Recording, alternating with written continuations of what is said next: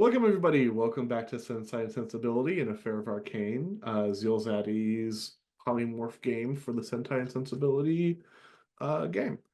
So yeah, I am, as always, TR Grimm, here to run all of these beautiful, beautiful people through the game. I am a game designer and game reviewer. Keep an eye out on YouTube for a new channel that might be producing sometime soon. And I'm going to let someone talk about their own channel now, because I'm going to start with Blake. Gosh darn it. You Hello don't have a everybody. choice. I am Blake, and so yes, I do my own channel, but first I do produce a channel too called R and Bay. That's RANDBAE. If you want to get into plant-based, looking for some plant-based meals, check them out. They post so much reviews and different recipes, and it's a fun time. And then if you want to check out my own channel, it's called, you can find me at YouTube at Blake Chandler Francis, and that's all about books. So try to figure it out as we go. I'm gonna post once a week, so we'll see what happens with that. I'm not even in this room for once too, so you get to see me outside in the real life. Ooh, scary. I'm still not Otherwise, entirely convinced. Different hologram. different. It's not even me. It's someone else. It's AI. Just kidding. Anyways, tonight I am playing as Badrick, which I need to change my name on here. But Sir Francis Patrick Brown, who's some may say he's sad, but he's not. He's just realistic, and he's following his dad's footsteps and trying to be a good leader. And just yeah, we'll see. Anyways, I'll pass it back to Grimm. We'll go ahead and go to our returning ranger for Natalie. Hi everybody, my name is Natalie, she, they. Find me most places on the internet with Ghost Candle or Ghostly Candle on Twitch and YouTube. I am an artist and actual play performer. So if you want to see what I'm up to, go follow me where it counts most, especially Blue Sky as we're moving more over there from all the other dread going on. So come follow me, see my art, see what I do, and I know things are coming up that you may want to see, so make sure you do it. Go ahead and do Michael. Hello, I'm Michael. You can find me at RoboSardi on the socials and on Kara doing art and animation. You can also find me on Tiffany's channel at Dungeon Damsels as a player. But today I'm happy to play on the ZealZaddy channel as Count Cadman Cavendish, our new up and coming count due to circumstances, and newly betrothed to the devilish Bianca Devonshire, who he's kind of Sweetest woman on fallen the for. planet. Sweetest woman on the planet.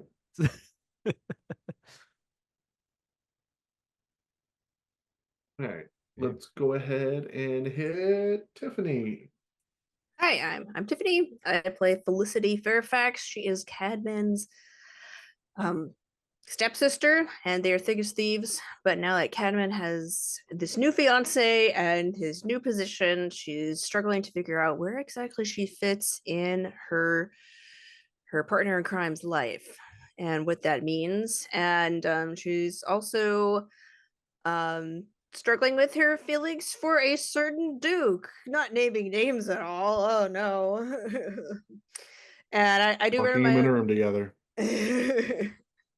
I do run my own channel called Dungeon Damsels. It's the icon is a little bottle with a butterfly in it. Michael did that, and we have a 5e homebrew game with some of the new D&D rules that I added in later, and it's very cozy and nice. So if you just want something nice and chill to play in the background, it's something you could check out. And I'm going to be a vendor at Fandom Con in San Jose this weekend. So if you brave the outside, look for Amelia. Go to find Amelia Pendraws. That is the booth I'll be at. Amelia Pendraws. Yeah, I will say that I started listening to Dungeon Damsels from my commute to and from work. It is a relaxing. No, it's a very cozy way to get in and to get into my day, and it's a very calming drive home with it. So it's oh my gosh, it's actually it if you need something that's just like cozy and warm, it's a hug in show form. It's a oh my lot of gosh, fun. tell me what part you're at. I just started this week. Yeah. Yeah. Yeah, well. It's there's so much. Last but not least, we're gonna go with Morgan. Not that guy. What's up, travelers? I'm Morgan with Mindflay Mondays. My pronouns are he, him. You can find me on most socials at Mindflay Mondays. Keeping it short because I want to get into the game and I'm excited about this ball. I'm the founder of Mindflay Mondays. Check out our site, me and several others. We run games for clients. Find us over there. In this game, I play Arthur Percy Blackwood. He is the Cowboy Count, and I'm excited. Let's get to partying. Let's not worry about monsters. Fantastic. Oh, of course not. This is the ball. Last ball didn't have monsters. Too many, at least. So, the five of you have met up with Lady Georgiana, her betrothed, Count Leopold, and Kemen's betrothed, Bianca. The group of you are starting to make your way into the ball proper. There is frivolity, music, dancing, fried foods of many an occasion, delicate pastries, roast, dainty little shells of different kinds of cheese and meats. There are fountains of champagne, rivers of port, and a veritable bounty of fall fruits. All of them candied and cured, salted and preserved in a variety of manner, as there are people in masks everywhere.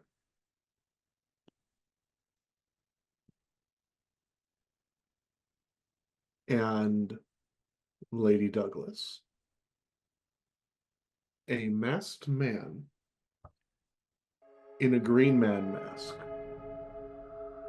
approaches you for, it is a full face mask in an emerald green with vines and greenery growing around it, covering back and down towards the back of his neck. And it kind of fades into this beautiful emerald and topaz colored suit. These very luscious silks that are overlaid. It is, if it wasn't so well done, it'd be gaudy, but it is crafted with enough finesse to keep it from being such, and the mask ties it all together. My dear lady, do you have an opening on your dance card for the night? Do I recognize the voice? You do not. And reaching down, taking a pencil, he reaches down, turns the card on your wrist over, and you just see the Green Man written on your card for the third dance of the evening. That is a good number. I hear it is going to be a new style of waltz. But you didn't hear that from me, as he just bows his head to you and makes his way away. As he does, you get a whiff of spruce, juniper, these deep woodsy smells, old forest from him. I think she's sort of using her fan a little bit to hide a bit of a smirk. Curious about the choice of mask, the choice to go on with the naming convention. Very curious.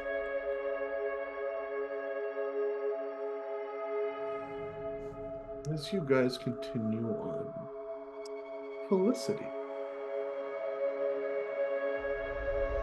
A gentleman all in black with a very interesting mask. It is a solid plate of pure, deep blackness. His robes are trimmed in gold. He has it, and they are robes, actually. The theme for the night was Fall, Bounty, and Fae. And so this individual is kind of leaning into it, and you see somehow for the mask, there are two glowing golden orbs where his eyes should be. Oh, hang on, let's write that down. Oh, that is such a marvelous mask. How did you ever procure such a? And she just sort of gestures at the eyes, like, "How did you do this thing?" Oh, I'm afraid that's a trade secret, my dear. Do you have any openings on your dance card by chance? Well, for you, yes. And then she turns it over to him. So he goes, and you see him write Grige, Grige, on the dance card. I look forward to the dance. You see, he also chose the third dance. And I as well, Mr. Grige. Yeah, she knows when to leave, so she'll take the bow and go. I'm gonna find Beatrix. Yeah. And I go over to him, and I like fan some of the candied berries. I just fan my little card, and I'm like, a mysterious man named Mr. Grige just called my third dance. He had the most marvelous mask. It could glow. Oh, amazing. I just so happened to have someone approach me also for the third dance. I just called himself the Green Man. Oh, two mysterious men? Tonight's going to be very interesting. Truly a fey tale in the making. True. And maybe It's make a certain a fey someone tale. jealous as I sort of nudge her.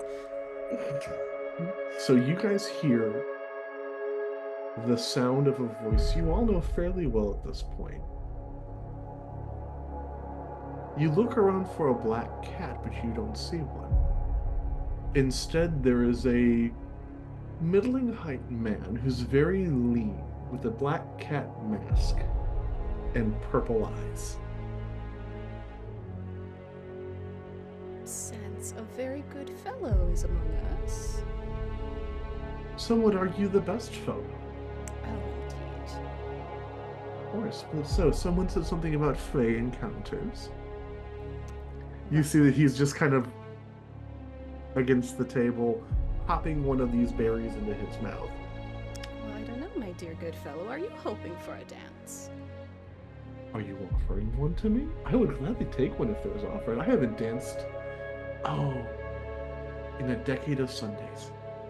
I haven't had a That good is dance. truly tragic. Felicity is trying to do that math. She's what? It's a lot. You know what? That's...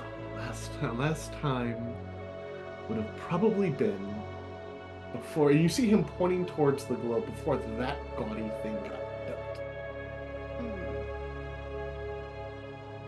Back when the people of these lands understood the other inhabitants a little bit better. May I? He says as he motions towards your dance card.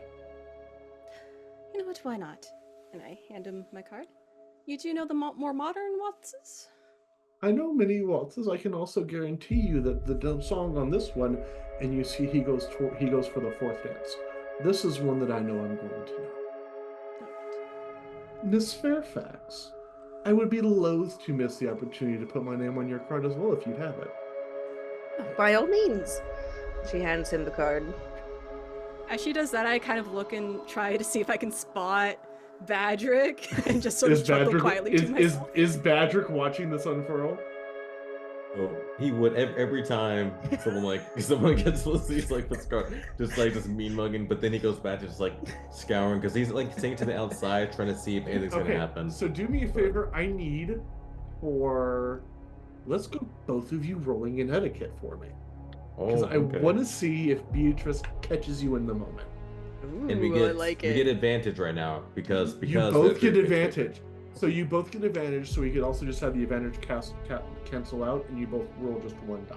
Oh, because you both have the advantage anyways. 3. That's 3. So we're good. Two. Oh, and by the way, people just 2. joining, I'm a run-in rolling a d6 for all my rolls because that's what I am. So Which I So- am also. Thank you for reminding me. Polymorph is a very unique system. Your goal is not to roll the highest number on your die. If you look at the bottom of this fabulous screen, you'll see something called the tracker. On it, you'll see the different aspects of play for etiquette, footwork, dueling, vigor, hero, and honor are all written down there. With both of them doing etiquettes, both of them were trying to get a 2 or a 3. You both got your etiquette. So, how we're going to play this is Beatrice is not sure, but she believes she saw something. She couldn't prove it, but you were just a hair of a tick too long in your glower. The barest bits of it were still on your face as you started looking away. And she was able to catch that, just that 1 millisecond of that look. I don't know what you're talking about.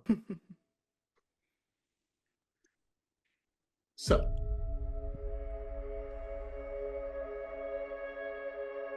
Cadman, you are walking with Georgiana, Leopold, and Bianca. And you see Leopold kind of looking up and around, and he seems a little on edge.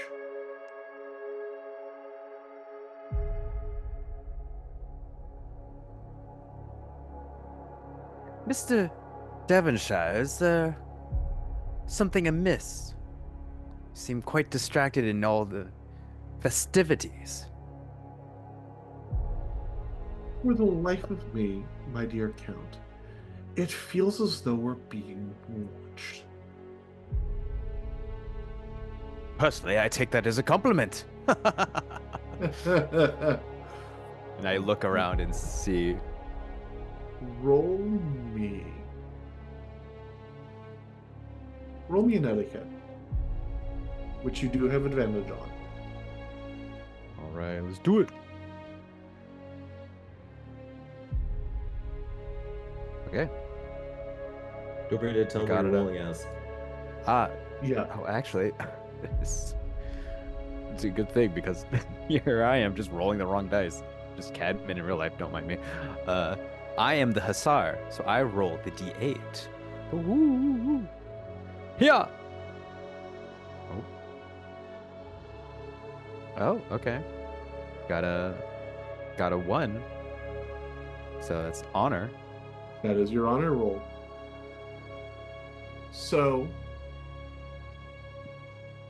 let's see. How do I want to play this with your honor?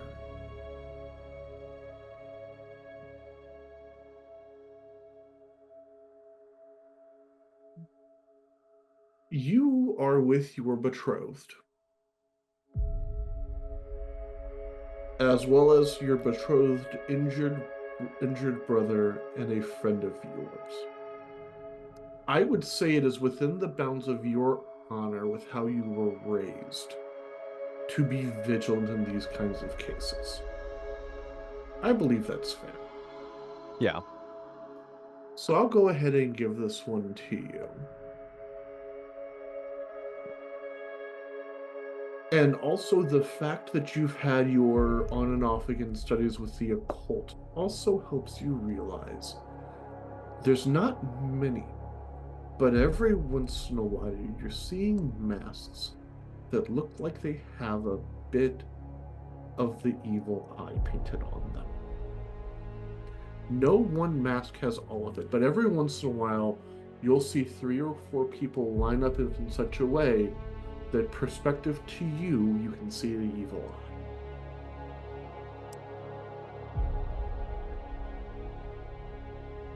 eye.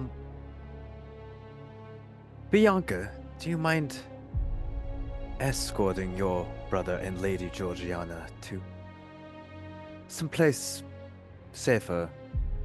I believe Safer, are your we brother. I believe your brother is right, and I need to. Are we not safe here? Who would be bold enough to attack at the Masquerade? I know not, but I fear that your brother is right. This company is not welcoming. We'll go be safe. You see that Georgiana kind of takes control of the situation for their end, and she kind of looks to you.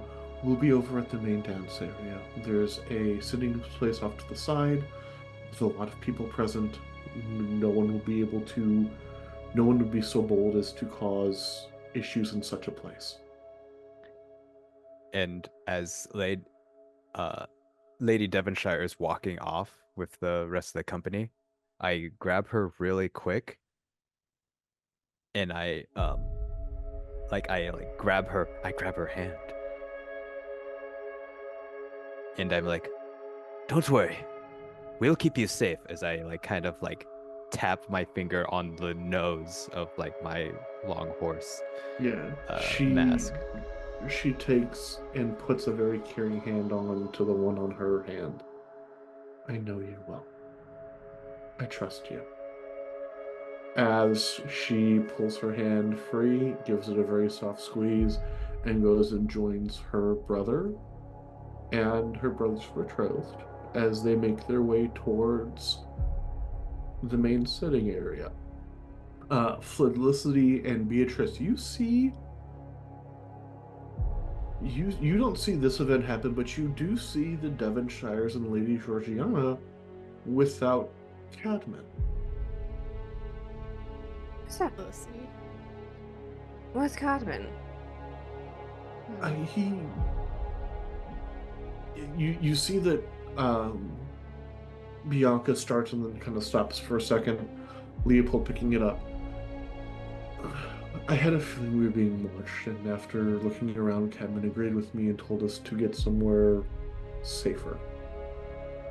We left him, last we left him, he was over not too far from the entrance to the gun show.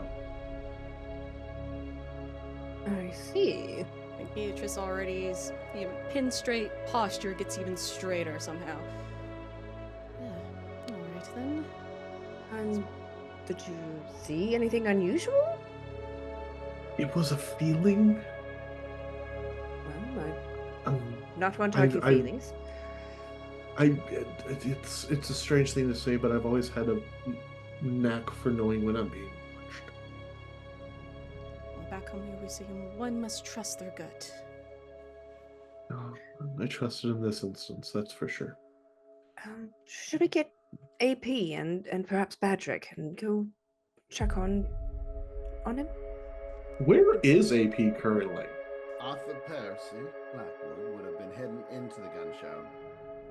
So I would probably be meeting up with him since I'm walking towards that direction.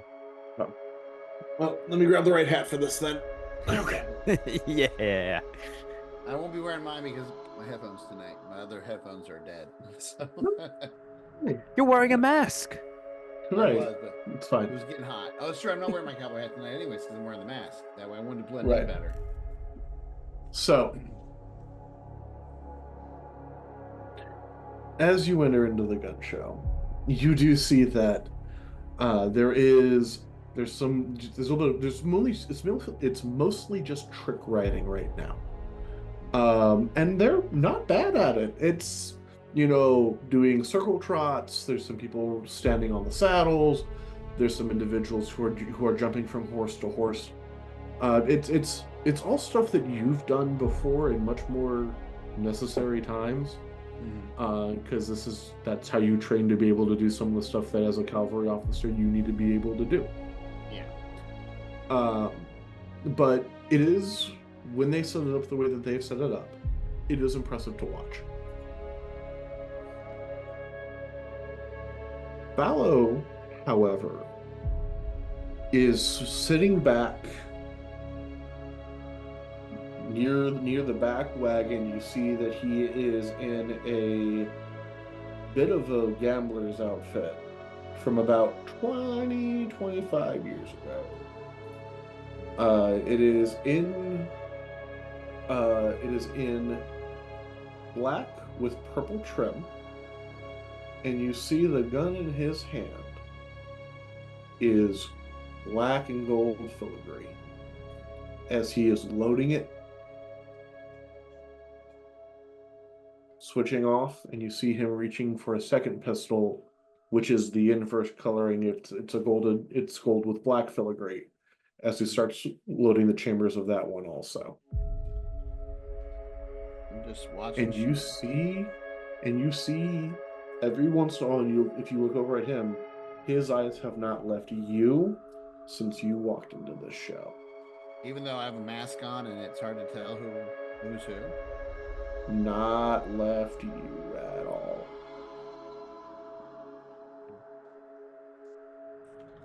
I casually nod.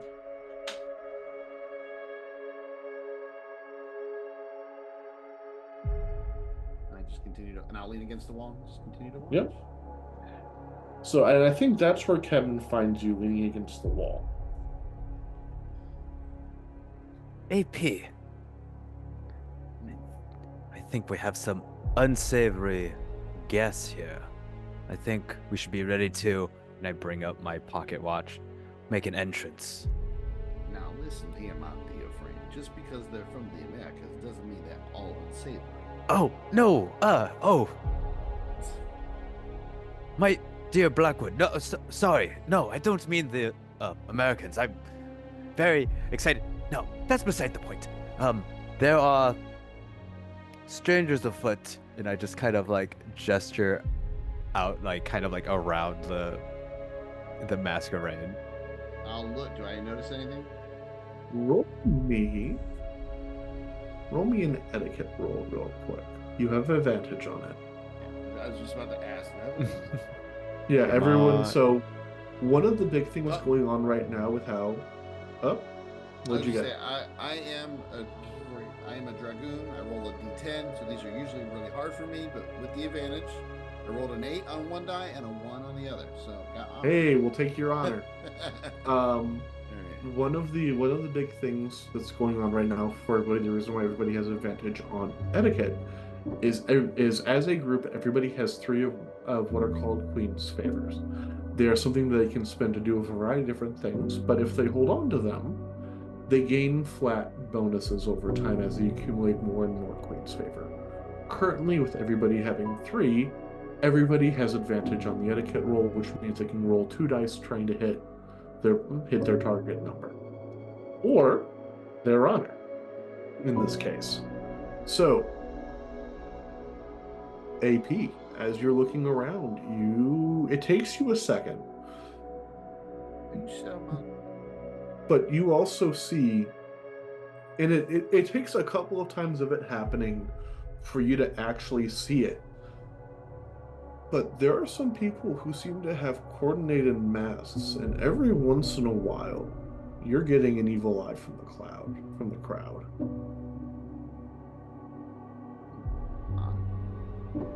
I'll take Captain. I have a question for you. Now, how often do people come to these balls in this number, like this large group? How often? Or how many? Quite often, actually. This amount of people is not more than usual. Not really. No, this is It's about actually since it's just started, it's a little bit lighter than it usually is. So especially for an open ball like this, because you'll have people who outside of the noble class who save up all year just to pretend they're nobles for a night at this kind of thing. So, because this is an open invitation ball, everybody is welcome. So this is going to get crowded. No, this is quite normal. I mean, it's pretty light for the occasion, but I assume it was because it was early. But Is there any sort of issues in the city with any groups that might have nefarious acts against the nobility? No, the nobility is almost implicitly trusted within the bounds of the empire. This is again one of those places where the nobles act and work to make the lives of the people under them better here. Yeah. I'm just trying to figure out. I don't know what you noticed, but what I've seen is that there are people with similar symbols that seem to go together, almost like a group that might be, formed. Yes, I fear that they might be part of the arrangement that they're in. They might be starlings. So we should stay vigilant. We should find the others. I've already told Bianca and the rest of my party to find safety. Where is the Duke Francis Brown? I look around. I've been staying in the outskirts, just like keeping an eye out. So I've been like just full on, just like dancing with people or talking to people, but still like not giving my full attention, just kind of looking around, just kind of, especially since me and AP had a little kerfuffle earlier, so he's definitely on the outskirts, kind of just like going around almost like in a circle, just kind of keeping his eyes open. Would you? Because we didn't really get to go into it because we jumped into it. Would you have told us that you were doing that, or would we now have an idea where you're patrolling? No, because I kind of ran in because I didn't want to talk to some. I don't know. Yeah, no. Something happened. Someone. Something happened. I said. So yeah. So I will But you say can probably this does glean give it you- though. As you're doing your rounds and you go closer to the Thames, you see movement in the water. And it's big movement. Just for a second. It's almost as if a large fish tail that seems to be made of space and stardust breaks the water just for a moment as it slides back down. And I can tell you that they... Oh, sorry. This is bad. Who saw that? Did I see that? Badrick, just Okay. Badrick, just you. So for a moment, you see his eyes kind of like space out for a second as it goes back to like a moment involving something like that, and then he quickly, with like the to get like a scoop whatever to get some out, he quickly kind of like goes hard into it, like kind of splashes it a little bit, trying like to hit it, but yeah. If he could, he'd try to, just being in that mindset, he would try to hit what he saw. So you go and you look around and it takes you a second, but you find something. It's a decoration, but it's a long scythe basically. But the handle is long enough that if you hold on to the end, you could swing into it. And as long as you ran down the steps to the bank of the Thames, you would be able to smack the water with it. Yeah, he would try. Like he as you go and as you do that, you hear, "Oi, you're going to starve the fish," from a couple of just working class men who seem to be trying to do some eel trapping to try to put something into the pot for the night. Come on, scare my eels away, sir. Oh, I look back. Is it just eels? Like I'm gonna turn around. Is it Yeah, just it's like just eels. It's just river eels near the surface, and it was probably just one of their traps coming up to the surface, and the light catching the skin and the oils of the eel just right. Hey, eel is delicious. I'm just saying, eel is tasty. As the light hits it just right, you kind of see something that looks similar to what you saw before. You all right there, sir? Yes, I'm sorry. Just I thought I saw something. It's been a long day, but I'm. Are you okay? How are you doing? Well, we weren't expecting, and you see it was two men. Well, Governor, we weren't quite expecting someone with a. We weren't expecting a nobleman such as yourselves to be coming down the steps with the scythe over his head like that. Put a bit of a fright into us. Oh, well, yeah. I wouldn't normally do this, but you're right though. We should come down and see you guys more often though, without these, because you guys are what make everything else blow. Appreciate you so to speak, saying. so. Appreciate you saying so, sir. And, we have we do okay, but it's nice hearing such things from one such as yourself. You know what? I do have to get back, but write me down. Where do you guys live? I would like to maybe meet with you guys and maybe just get something to drink one time, just to get to know you a little better. Of course, Governor. If you go down, you see him point across the Thames, where the less fortunate individuals in London live. If you go right down Whiting, and if you go down past, really just right down Whiting until you hit Whitechapel, that's where we spend most of our time. Just the evenings better here. We were getting ready to leave because y'all's fancy party was about to start. We just want to get some good eels for the pot, and we were having a bit of a celebration of our own over in Whitechapel tonight. So, yeah, that's where we're going to be. But anytime you want to come down, your lordship, if you don't mind me asking, sir, may I have your name? Oh yes. Yes. You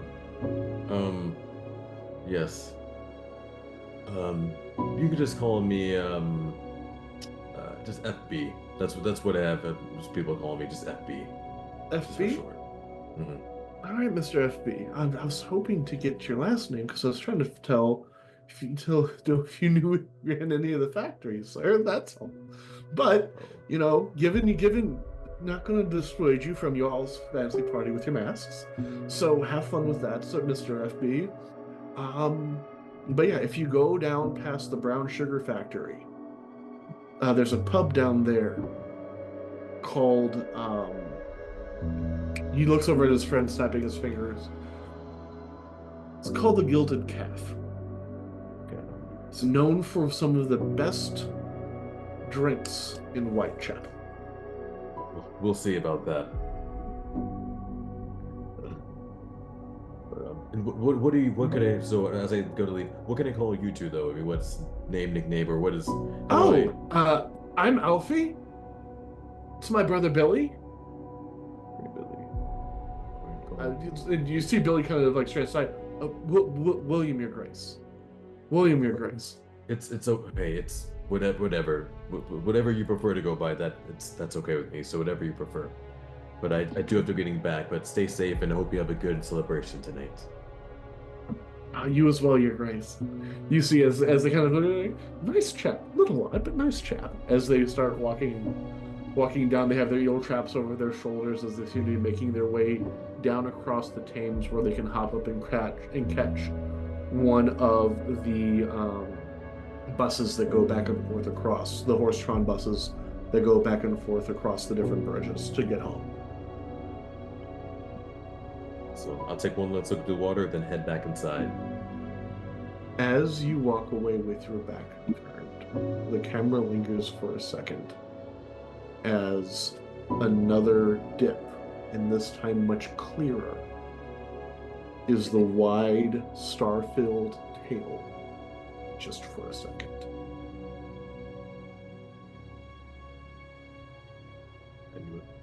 I keep walking because I don't notice it. So I just keep. Yeah, you don't. You keep walking. So as you're walking, Felicity, you're the one that sees Badrick walking up from the river, from the steps that will lead him down to the Thames, with a very wet scythe in his hands. She quickly walks over because what is Patrick doing? I say, Patrick, she sort of gestures at the scythe, like, why? I thought I saw something. I just saw something. That's all. But it was nothing. It's fine. It's he seemed just not making, like, not really kind of looking at you, like kind of just glancing, but not holding, linger on. Just she's gonna like. So Felicity is used to attention, so she's just gonna like scoot into your like vision. She's just gonna move. Grab his chin and make him look at you, please. Please. Who said that? Goodfellow, shut up. God. God. This is the voice of God. Let's be fair. And as you do that, like he'll look at you for a second, and be like, "Oh, you look very very nice." But Thank you. hopefully, have you seen anything? Has there been any? Oh, well, it turns out that we were coming to look for you since Leopold had a strange feeling of sorts. And she looks away briefly at the word feelings. And we came to collect you so we could go and to the gun show for the weird thing. Oh, okay. So there's a weird thing. Sorry, so the music's so dang loud. It's hard to really concentrate. I'm sorry. It's in No, between it's songs perfectly at the moment. fine. No, It it's is in between. totally, completely fine. Doesn't sound as good as the music you play, but whatever. So you said there's something. There was okay. Then I told you before how we stopped something earlier today, me and AP. So there must be. I don't trust this. There's got to be something we got to. Okay, let's get back with the group. Yes, I think we should be together as a group. I awkwardly kind of just grab your arm so we can quickly get back in. Like, come on, let's be quicker, and just like grab your arm and kind of just quickly go Okay, through. yeah, all right. As you grab her arm and you walk quickly with her away, a wildfire of whispers and murmurs fills the room, fills the area behind you. Do we notice? Are we able to notice this? You guys are so focused on the idea that there might be an issue. That's definitely what I'm focusing on. Not Badrick's Yeah. hand. Uh-huh. Not Badrick's hand in mine. Not that warm, a little bit calloused from his time on sea and his time in the Americas. Still comfortable, still familiar enough. Yeah. Yeah, I don't Not cast Focusing wistful on eyes that at at him. all. You would Buyer's feel mask. too. You would feel him be super jump. Like anytime he sees something, like you kind of feel like a squeeze. Like you would notice like him getting tense because like he'll like just everything. So because you were being so observant, Badrick is able to see 3 or 4 times these different masks line up in such a way from different angles to cause the evil eye. I definitely let's see. Do you notice that? And I'll say like 3 o'clock, Notice? 4 o'clock. I'll keep it So like do me a favor. I need Felicity to roll me a single, because you would have had disadvantage, which drops us down just a straight etiquette roll, due to attentions being elsewhere within the moment of their question being asked. 2. So I think. It is still an etiquette, which means you hit it. So, but yeah, yes. you are able to, just in the nick of time, as he points it out to you, you are able to pull yourself from whether it be memory or daydream, whatever it be that has your attention. You are able to see the masks line up where parts of them, in correspondence to each other, create the evil eye. Do you see it? The evil eye. I do. It's so subtle. How odd. We need to break this evil eye. We need to. We should get to the others. Yes. Quickly. And like I kind of like pick up our pace a little bit. Just kind of. And yeah, you do. You pick up your pace. You get back to the others just in time for there being the sound of fiddles being struck, guitars being plucked, and a washboard being rubbed and a jug being blown on as music kicks up to start the gun show. My name is Captain Fallow, and walking in, bold as brass, hat cocked. It's like there's hat cocked. My name is Captain Fallow. And you see as he kind of walks forward, he just leans back a little bit of a swagger, pulling back the edges of his long coat, showing off the two gilded pistols. As he pulls one, spins it, and over his shoulder shoots. And a set of lights that were set up behind him, he shoots, and it hits one of the lights, shattering it into a shimmer of falling glass and light. Welcome to this American Gun Show. And as he starts with that, the group of you see, again, the horses are no longer running around and doing show tricks anymore. You see the horses being pulled back to stable as Fallow walks out to the middle of this big area. Now, for the first event from our evening, we have a sharpshooting lady from the Appalachians. Do we have a volunteer in the audience?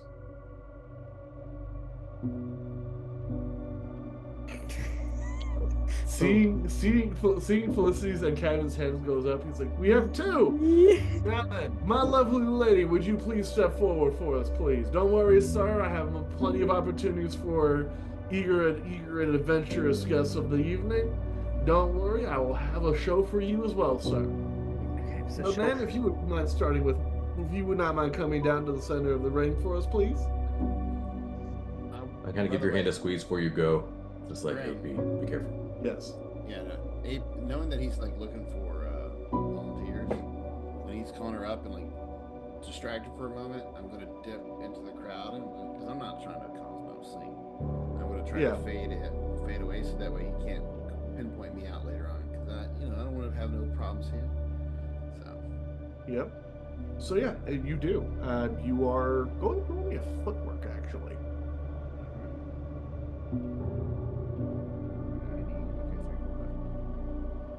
No, but wait, I can spend one, couldn't I, to get advantage or to reroll? So if you spend that, you're going to lose your advantage on your etiquette, though. Yeah, no, I'm trying to think. No, I won't. You take But the I mark. did. So take your marker peril and roll your die for me, because you can always clear it and get your success from it that way. I rolled a 3. So you don't clear it, but you also don't get the vapors. You go to kind of step back, but as you go to step back, there are so many people here to watch the show now that you're kind of stuck in the front row, for lack of a better term. You could probably move side to side a little bit, but you can't move back into the crowd. Well, I never planned to be in the front row.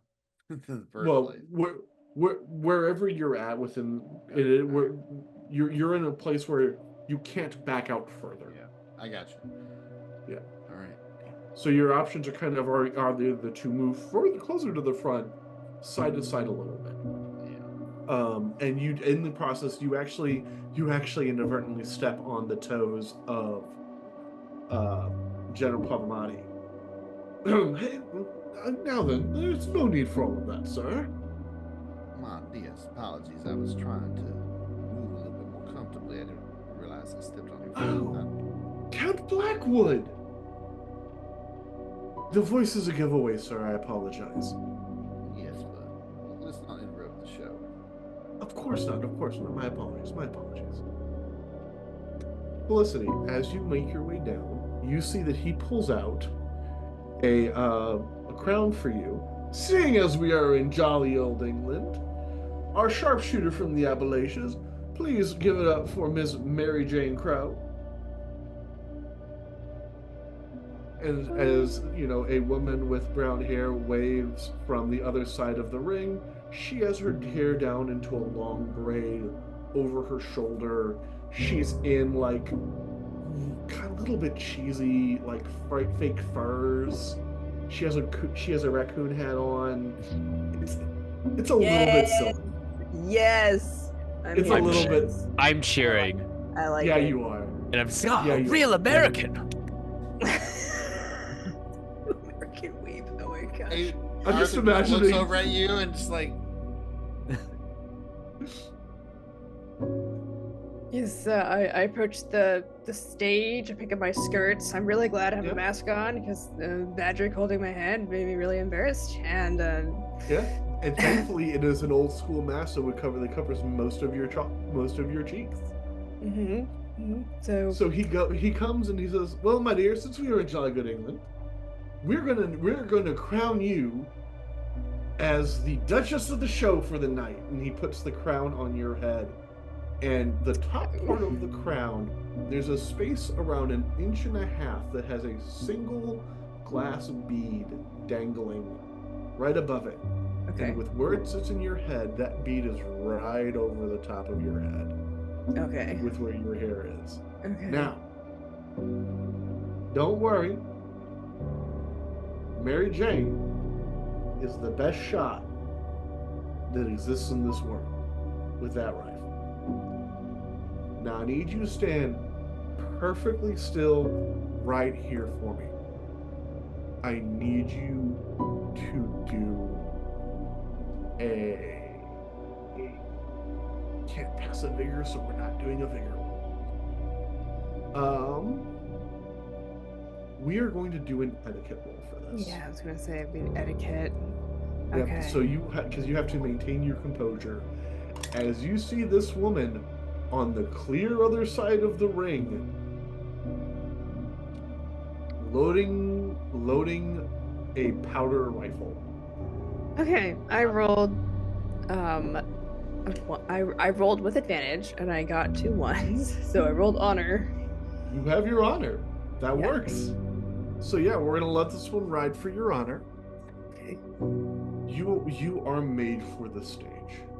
You are a performer. You own every moment you are in the spotlight because every spotlight belongs to you. Yeah, she just envisions the whole crowd gazing upon her, and then there's not really a spotlight, but she knows that there's a spotlight in other ways. Actually, there is a spotlight. Okay, yeah, she It is just dark enough that the spotlights have just been kicked on, and Okay. you feel the warmth of the spotlight as you were kind of hitting this feeling. The spotlight kind of pans over to you. as and soon you as I feel see that warmth. Yeah, as soon as those spotlights turn on, I gesture towards them to come to me. She's like, over here. Right. And they do, and there's probably 2 more that light up because they do have to keep some on the sharpshooter also. Yeah. And she raises the rifle, pulls back the hammer, bang! The shot cracks throughout the crowd, and there's a ting as the crystal over your head shatters. You feel the glass kind of just spray over your hair as there's the sound of a bell ringing behind you as she shot the shot through the gap, through the glass bead, and into a bell that is hanging off of the back of the stage. She thinks this is very exciting. So she just she jumps a little bit at the sound and then turns and looks at the bell and then just starts clapping for the sharpshooter. And everybody kind of starts clapping around with this also. Our Duchess of the show, everybody!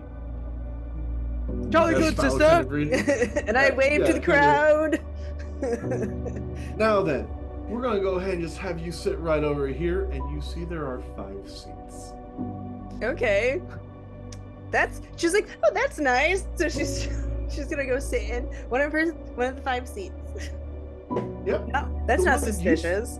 That's not suspicious at all. No. Alright, do we have another volunteer from the audience? Who? Me? I know, sir. I'm coming to get you right now. I knew you were going to be my one for this. As he comes and he gets you and he pulls you down into the show proper. Now then, every Duchess needs someone to rely upon. Now then, sir, You have a bit of Pop a out my noble chest. bearing about you. May I have your name, sir?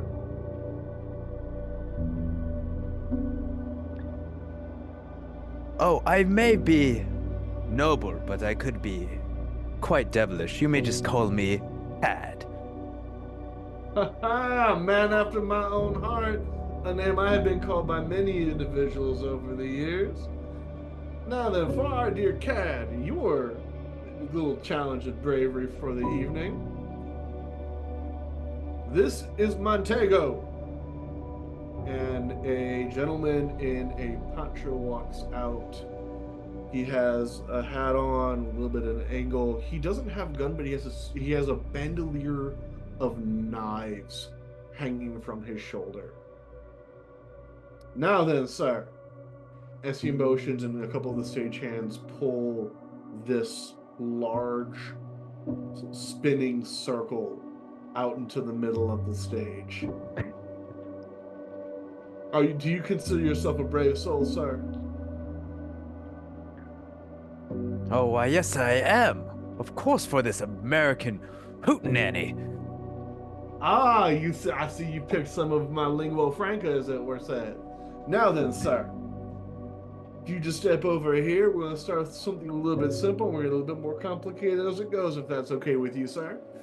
You see him take out an apple. Now then, this comes from one of y'all's fabulous orchard. He rubs it on his shirt for a second, takes a very sharp bite out of it. It's a very, very crisp apple. Just a snap. Puts it on top of Captain's head. Now then, my friend here, my dear associate, is going to take some of those fancy knives of his and separate that apple from your head onto the board behind you, sir. Don't flinch or you might get a haircut you weren't expecting to have today. Americans are quite invigorating. Yes, yes. Be a bigger roll.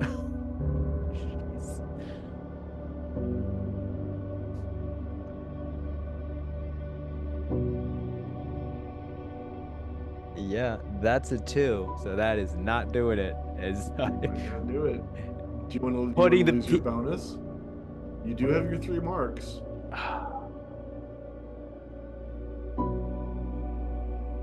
You hear from the crowd, "You can do it, Cadman!" You know what? I'm gonna re-roll. Yeah, you are. Can't be losing my cool in front of this crowd, especially in front of the Americans. Okay, 5. I think that 5 does it. You almost give out for a second, but you're like, I'm Cavendish. And you just kind of re-straighten up, and you actually adjust the apple a little bit on the top of your head. Strike your pose, and the knife comes in with a thwack. And you can feel it brush through your hair as the apple is removed from your head, pegged on the board behind you. And this goes on for there's a couple more components to it. They have you hold the apple out in your hand. They have you hold out 2 apples. And when you walk away, there is a perfect pentagram of apples spinning on the circle behind you. Now then, sir, why don't you go ahead and join our charming Duchess up on the stage while we ask for another volunteer from the audience, please. Jolly good show. I sit next to my sister. Yep. And after a moment, he sends the spot. He just makes a motion, and the spotlight goes where the rest of you are for a second, and it's settling between the 3 of you before it focuses in on Duke Brown. How about you, sir? I'll grab your arm. I think it's mighty suspicious that after both of them went up there, there's 5 chairs. The lights came over to us, and out of all the people in here, nobody else volunteered. Be careful. I know something. Something's alright, but should we make a scene here or should we wait? Make a scene here, we're just gonna cause problems, and everybody's gonna it may affect our social status. And that's God forbid. I look at both you and Beatrice and say, just keep your hands on your cards, okay? Just be ready. Okay, yes. Yeah, so why not? Thank you, sir. Thank you indeed. Now then, you sir look like a mighty distinguished fellow. We're gonna go ahead and crown you the Duke for the evening. I don't know why you do that, but that'd be a mistake. But yes. Ah, you have the bearing for it, I do believe, sir. Now then, he claps his hands, and there is a clumping of hooves as a figure on horseback with a bow enters into the stage.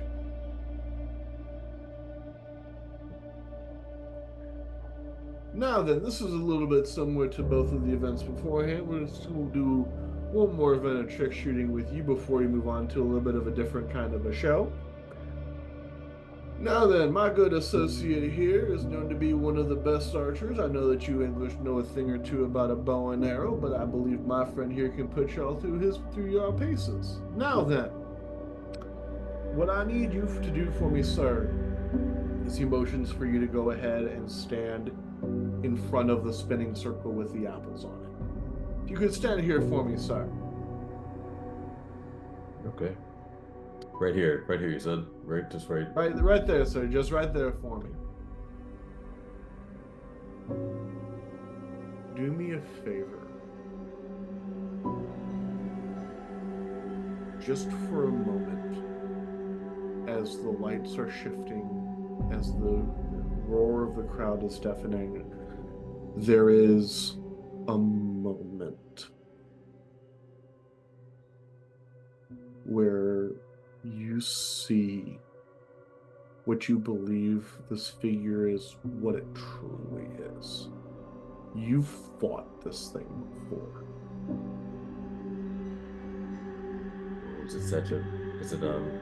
Am I saying Sagittarius? You're seeing Sagittarius.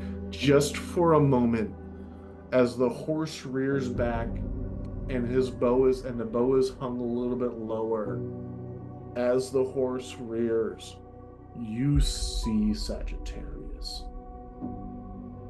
Okay. And assume he makes eye contact, right? The horse goes back, and it's just from when the horse goes back down, and the arrow goes up, and it's released. I was gonna do something. As before he did that, I was gonna put my hand on my card, and I was going to mumble my ranger. I was gonna do that under my breath. Just Are you transforming right now? What I wanted to do, if I can, I was gonna mumble it and then use it to go invisible. So as soon as it hits, like, it's gonna hit behind me and I'll just be gone. So use my ranger power to. So, ooh. But that's hard because I had to whisper it pretty quick. So that's what I wanted to do. So. It's not possible. It's okay. But... So I love the idea, and I want to make this work. So you and I are going to talk for a second, kind of figure out what our die roll is going to be to figure out if this works or not. Because the game isn't really made for you to be able to use those kinds of powers without being transformed. Sure. But I love the concept of. That's what I'm trying to transform. Trying to transform to do it. So if I can get that off in time, which would be tricky because bow and arrow is quick. So yeah. So I would say, because the reality is your transformation is actually instantaneous to the rest of the world. So if you want to morph, if you want to henshin right now, you can. I will let you henshin in this moment in between. I think since I saw him, damn it. Yeah, I said I'm going to. So no. We're talking this through. This is your chance. Mm-hmm. This is You could have the thought to transform and not do it. This is your chance to decide what you want to do. I'm not going to stop you if you want to henshin right now. I'll think about what AP said and not want to cause a scene right here, and I kind of want to. I think that scene will. Let me roll So I dice. think you put- Let me roll dice. We'll leave it at the Yeah. chance. Evens I Okay. do it, odds I don't. Evens you do. Okay. Even so, F it. Yeah, please. Yeah, let's do it. So I'm gonna. Mhm. So yeah, you go and so your transformation for you is your henshin. So what is your so go through your regular henshin transformation. Yeah, and I'm gonna wait till right till he's about to shoot because I want to like time it to be like right when that's gonna happen, just to kind of give like I'm gonna try to time it just like that. Sure. Eyes would also be on them too, because if he's pulling back, people would be looking at him. So the chances of them even seeing anything would be even less. Thank you, AP. Got my back. Thank you. So yeah, so I just kind of. You're like watching that arrow. Yep. And so I'm for saving. So I'm molding myself. Maybe I'm gonna be like maybe I'm gonna be just like my father, and I guess we'll see. So I am Duke. So I'm just mumbling this to keep it quiet as I'm holding my card. Duke Francis Patrick Brown, melancholic, Arcana, Ronin, Almond, Chameleon. And as I say that, like, and so I'm time this right when he's shooting. So as like you kind of see him shoot, I'll imagine like a color kind of swirls around, just like an almond color, just like covers him, in a silhouette of almond light. Because I'm assuming that Beatrice and AP are watching Brown throughout all of this. The two of you see him reach for his pocket, and much like how we would imagine in modern day Bilbo Baggins reaching into his pocket at his 111th birthday and just disappearing, reaches for his pocket and is gone as the arrow whizzes right by where his ear is. It would not have hit him. And there's a murmur going through the crowds. What just happened? Where did he go? What happened? Immediately kind of turn, like half head turned towards AP. My eyes are looking at Farrago to see his reaction. Is he There's stunned or is there not a lick of there's just a subtle nod of his head as if he's understanding something now. Farrago knows? And then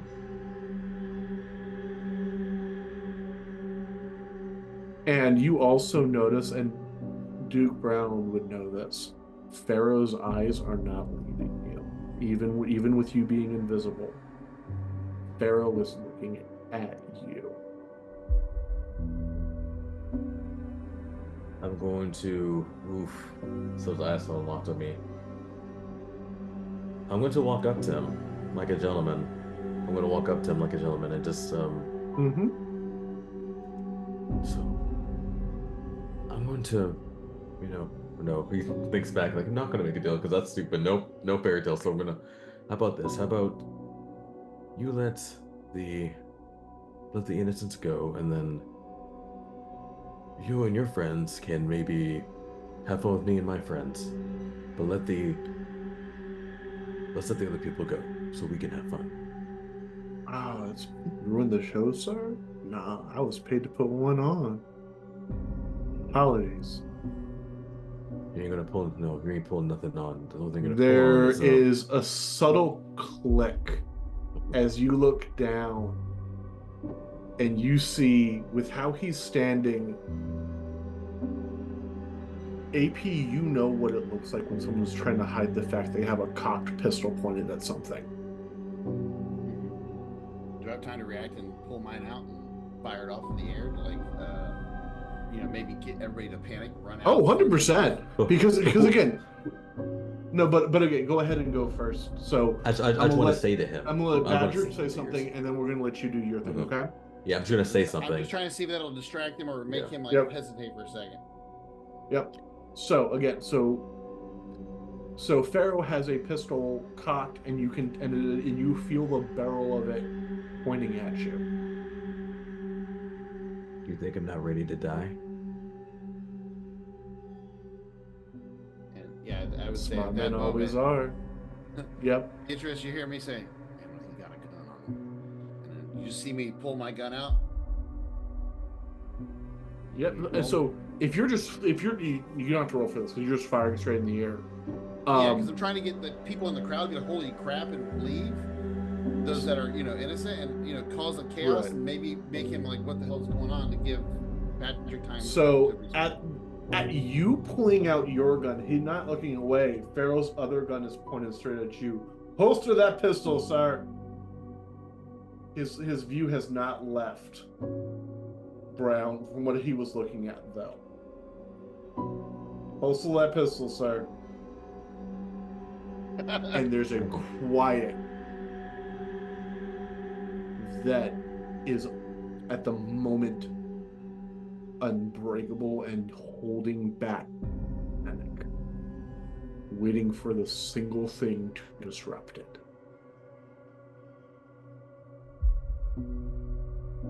Am I close by? You are on the stage. You are probably within about 10, 15 feet from what's going on. So it looks a little bit odd from your perspective because you don't see Badrick, but you see Pharaoh kind of pointing his gun not at you guys, it's a little bit to the side, and his eyes seem to be locked on something that only he can see. And in his other hand, his other gun is pointed right at AP, who has his gun in the air. Yeah, I fired it. I didn't care what he said. I still fired. Oh, did you? So. Oh yeah, if I you... said I fired it. Okay. He's my Oh boss. no. Okay.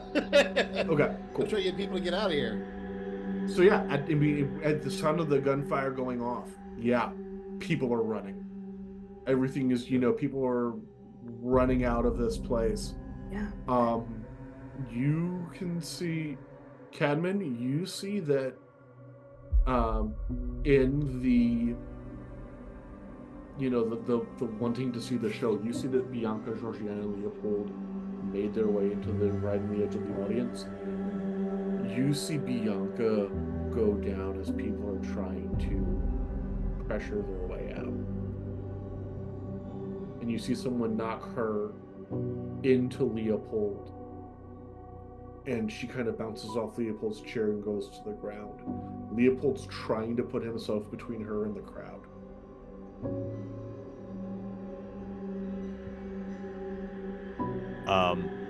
As the shot goes off, is the guy still? Does he move? Is he still holding guns to me? So at the shot going off, that is enough to actually draw his attention away from you, as he clicks, and you see him aiming for.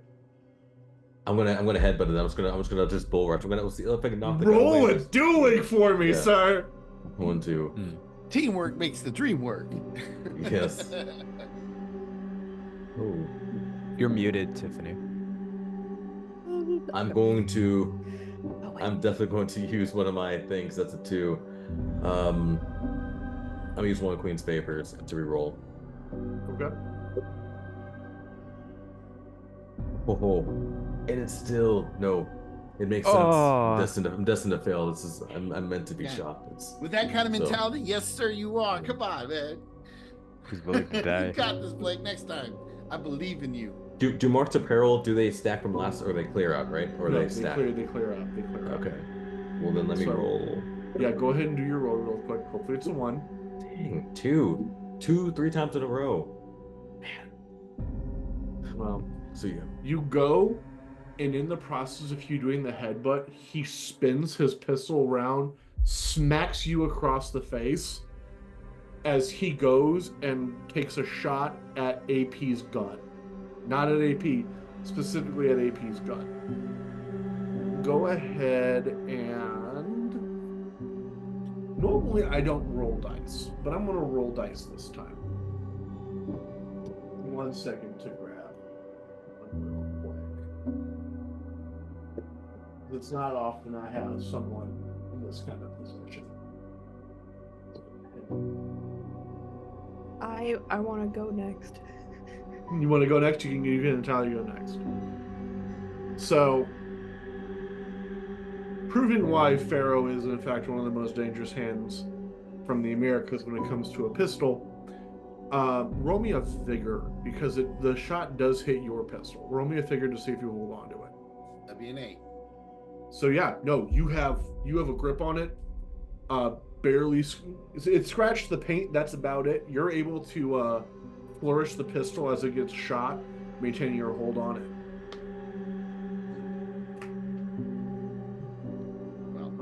Obviously, I'm pulling back around the fire, but she goes. Yep. Felicity? Felicity's going to get off the stage, so she'll pick up her skirts, and then because everyone's fleeing, she's going to just. How tall is this stage? The stage is tall enough, and you also have the fairly large spinning wheel that you could probably duck behind and nobody would see you also. So she's gonna go like beneath the stage because it's probably just tall enough to. It's something they have to like build and erect every time. So she's gonna go beneath the stage, and with the coast being clear, she'll transform into her ranger form. Yep, you henching into your ranger form. So and I'll go towards where Pharaoh is and with everyone else, but stay beneath the stage. Well, Pharaoh, brandishing both of his pistols down, you hear him say, Dark Arcana, Emperor's Might.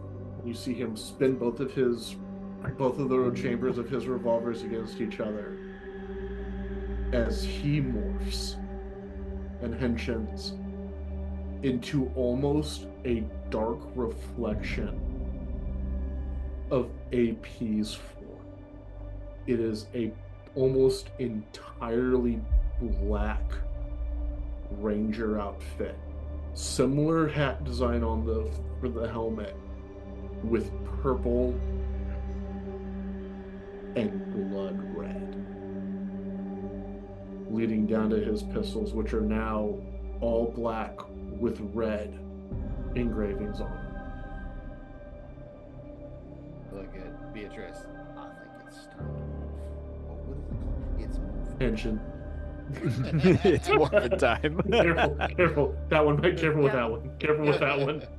I think Beatrice has been like a stoned statue watching everything, unfazed, even when the shots go off near her towards AP. It's just like, indeed, good fellow.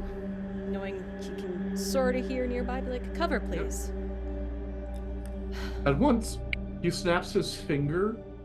You hear a snap as just a forest of autumn leaves out of nowhere just swirls around the entirety of the show, forcing out people who don't need to be here. Lovely. Will that I'm work, gonna give you a ma'am? Sweet cake after. By Her Lady's grace, the veiled temperance. And I go into my transformation. And there's just this, from those autumn's leaves, they cross over Beatrice, they turn pitch black and become a veil over her before they twist around and swirl into smoke, and just her outfit, the white inverts to black and the velvet green remains, and that deep pitch black of it, and just this radiant copper red hair coming out from the back. And then the shimmering, almost onyx and silver gauntlets for boxing appear on her fists. If I can, I'll be morphing right along with her. You morph right along. Hey, split screen henshin's been a thing as long as there's been henshin. Yep. So yeah, the two of you, it's identical same time. Yeah. You spin the revolver with your card. You see the whole suit from the revolver up, head up Yep. and on, and then I'm just looking at him. Well, now nobody likes a copycat. Now, sir, I would argue that you copying a better version. It's not copying, it's improvement. And he's going to go ahead and level both of his pistols at you. Pistol Ass. and saber out. Saber's gonna be for blocking. While this happens, the sound of a hawk cry as the other Black Ranger with the hawk motif seems to appear. On cue, I see. And there is a growling sound as a red and black ranger with a draconic mask steps into the fray.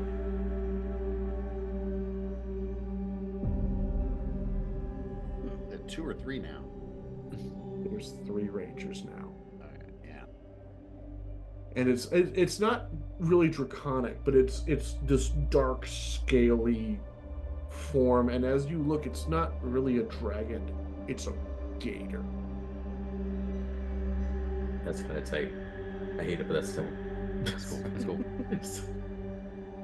And you see that as he brandishes out, you see there is this axe-like split gator maw into a trident. And he's leveling the trident right at you, Cadman. Not saying a word. I'm like holding the mask. I'm like, I like your color, but I think I could wear it better. Path of infinite possibilities. Fool Arcana.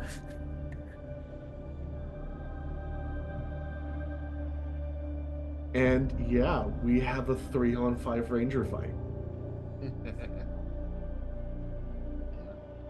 Okay, so Felicity, she says, I believe it's like Path of Radiance, Golden Melody, and yeah, so she'll break out her baton, and as she's running, like the ribbons go around her, and then she bursts out of them, and she doesn't actually, the baton actually like becomes the like phantom piano that she plays, so she like swishes it down, it like becomes the piano keys in this golden dust, and she'll start running towards where she saw Pharaoh and her friends, and as she's going, she starts playing Bach's solfeggietto. Yeah, and she is going to purposefully like try to get directly beneath him and like just pound out the notes and try to break the stage and bring him down. So go ahead and roll me a footwork for that, because we're going off of like a tripping and a trapping mechanic kind of thing. It's Yes. about placement on this one. Yeah, I'm the premier, so I roll a d4. And I still can get caught in this tiny little tray. Okay. Footwork.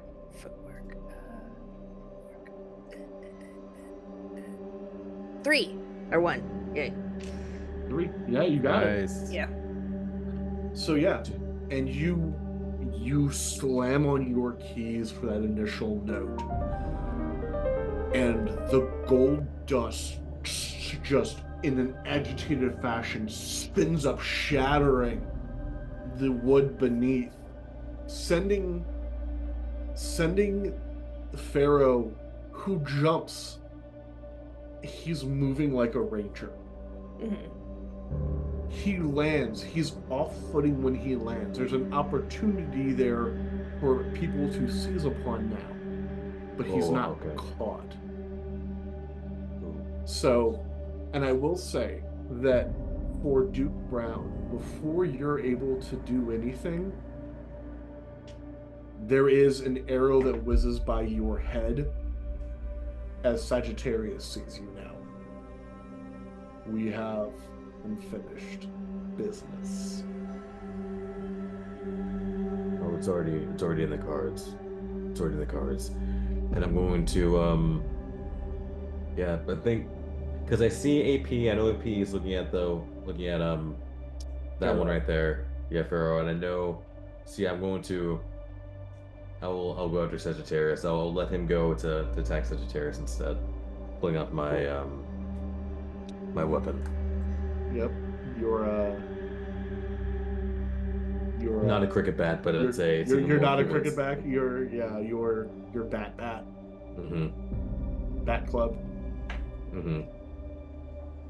So yeah, and if it's my turn, I don't know whose turn it's. Okay, that's going to be a dueling. That's going to be a dueling. Ooh. You got this. You're good at this. You're good at this. If it's a 2 again, Yes. burn that dice, please. No, it's a 4. It was rolling. It's a 4. It's a 4. Okay. We're okay, people. That is a 4. No, we're good. Okay. So yeah, you go in there and you go in for your swing. You hit him. He deflects it, but he is off on the back foot for a second. You have the first hit on him. Perfect. All right. So that leaves 3 rangers with 3 rangers. Who wants to go first? I'll go. Okay. So I do the same transformation surrounded by red light that flashes into rose petals. But there's something different. I am holding a cane that turns into a saber. So I have my Yeah, you- shield in my right hand, the saber in my left. Yeah, you do. Yeah, you do. Oh, dude, we're saber buddies. Now we can like Yep. sword and Hey, if shield, you and got- if you sword got- and gun. If you guys want to do stuff with that later, 100% go ahead. Not Oh, stop. dude, we can do Yeah. like some like double blade, double strike. Yeah. You know? So go. Yeah. So, And I'm so yeah, and facing the off figure against behind this. you Mhm. with the trident. So you see him slide into a lower stance, his hand gripping on the trident, not saying a word. A dragon versus a knight. How fitting. Go ahead, and I'm assuming you're rolling dueling. Yes, I am.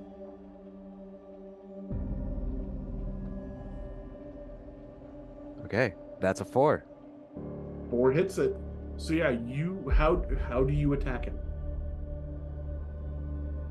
So I like charge in with the sword, but what he doesn't know is that the sword is just there to parry, and so I block with the sword and then just like hit him in the side of the head with the shield. So as you go and you go and you hit him, because you do clip him. As you clip him, he swings around, backsteps, and you see him flip the entire trident. The back end of the trident catching the end of your shield, flipping you over. You land on your feet, still ready to go, as he flourishes the trident back at you again. Very good. And he just nods his head. All right, Beatrice, AP. All right, ladies first. So I guess I'm facing Queen of the down. rings first, all right? Get it right. I turn it Hail to the to. Queen. Yep, I turn to find the Hawk Ranger. Just go. Said the last time that you were the better version of me, but all I see is a child's imagining of what her big sister is. You see her take a little bit of a step back. I don't know what you're talking about. You see her; she's trying to make her voice sound even more deeper and mature. Well, I'm sure you don't, because it would devastate me to know that the one responsibility in my life that I care about most is being ripped away from me. I was always proud to be your big sister, and I raise up my fists. Roll for it. What would you like me to roll specifically, my words or my feet? What are you? Which one? Which one are you putting the emphasis on? I'm putting an emphasis on my words. I'm trying to talk Etiquette. her. Etiquette. Etiquette. It's advantage right now. Yay. It is advantage on that. Cards, get out of the tray. Double advantage with how cutting those words were. I rolled a Oh. 6 and a 1. Hey. Oh Yo, my gosh. That's Dude. that's hero and that's- honor. that's I have to do honorable something hero. special Wow. for that. I have to do something special for that. But they knew because I'm talking now. I'm sister. They knew. Right, no, they did. So there is. So you see her kind of. And you hear your little sister's voice. This isn't what I wished for. And she goes quiet. and it looks like a marionette is taking over as her movements stop and get jerky for a second. And you hear a more masculine voice now. Now, a deal's a deal.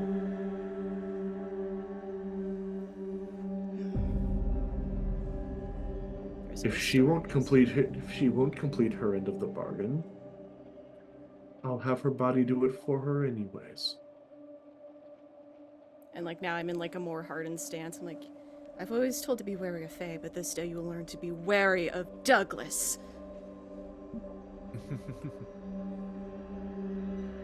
All right. So I will say there are benefits which you've just done. They'll come across later. AP, you are up. My opponent is off kilter at the moment. He is. You have advantage on him at this moment.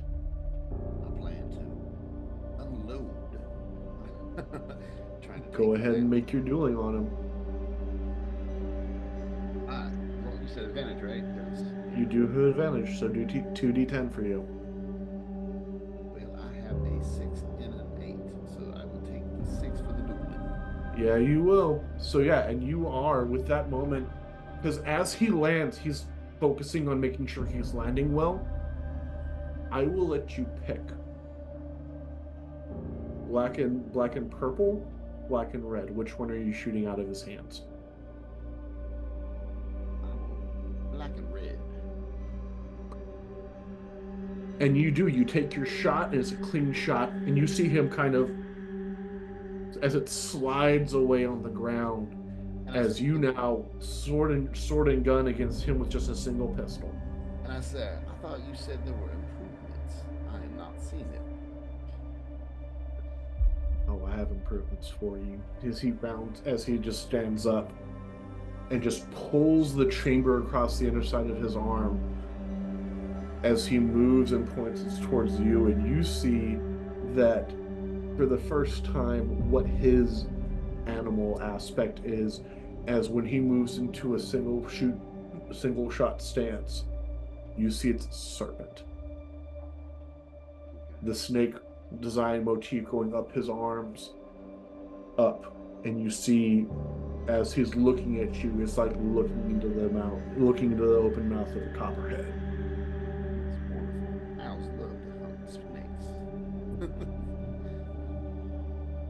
If he's firing, I mean, I would try to, deflect it with a sword kind of thing. Roll me a vigor then. Hey, it's an 8. I mean, this is with a die 10, 5 through 9 makes it right. This is what you do. And I'm assuming you're deflecting with the sword. Yeah. So yeah, by ranger saber. Yeah, with your ranger saber. It's a smooth, quick deflection. Not even an issue for you. I'm assuming you're making your way down to be on the same level as him. Oh yeah. Yeah. So yeah, he shoots at you a couple more times, and it's just deflection. As we move back to Miss Fairfax. So I've been going through my repertoire, and she says that, AP is right next to me, right? He's pretty much right there. Okay. AP is probably the closest one to you right now. All right. So she sees AP just basically clowning this guy. And a little bit at the moment. So what she does is she just goes, "Oh, I can add to this," and so she starts playing Mozart's Eine kleine Nachtmusik, just so she can, add salt to the wound and potentially give Arthur Percy Blackwood a bit of a buff next round. So, okay, let's see here. For that one, how is that manifesting with your gold dust and ribbons? So what it does is she starts playing it, and I'd like to think that it does two things. Like, the music is agitating to their opponent, but also a kind of uplifting or sort of a buff to AP.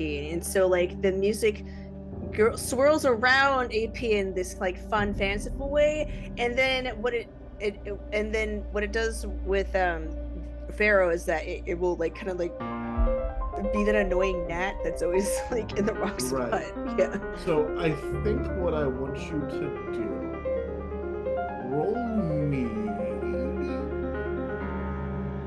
a footwork on this one again. And something really special is going to happen if you roll here. Well, I rolled a 3. So really hoping something special to happen.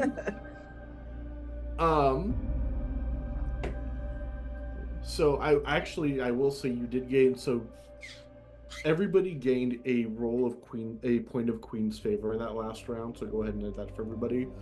Because currently you are all clowning these people quite solidly. So everybody go ahead and take a Queen's favor for that one. I love that But yeah, choice of words. it's the only one that works for this. You guys are, yeah, it's not pretty for them.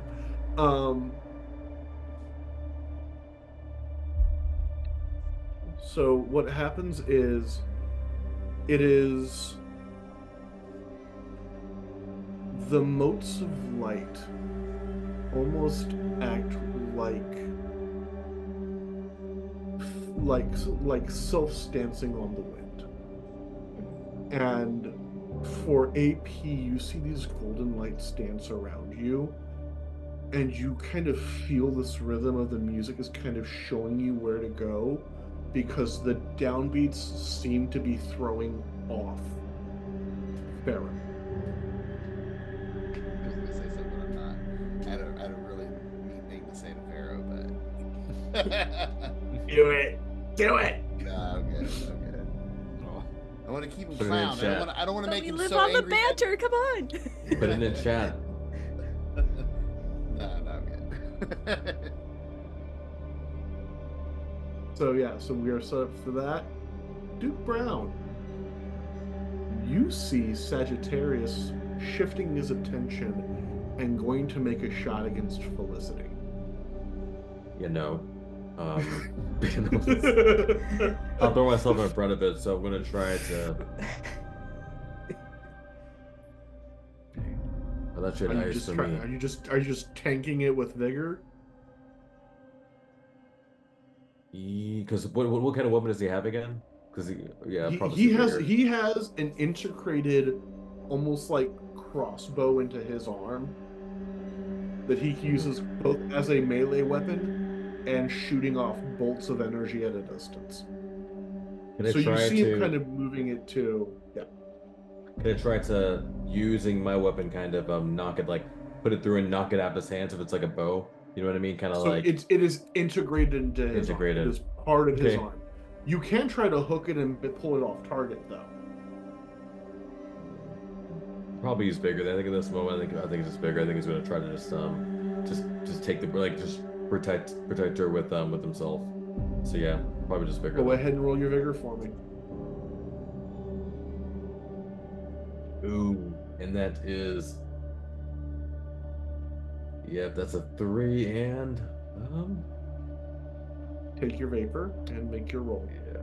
I think I don't take think your I'm gonna. take your mark apparel. I'm thinking I'm going to, if I want to use my Queen's Mark. You do have 3 again. Yeah, I'm going. Yeah, I'm going to use one. I'm going to use it. And You gotta so rack 'em, dude. You gotta rack 'em.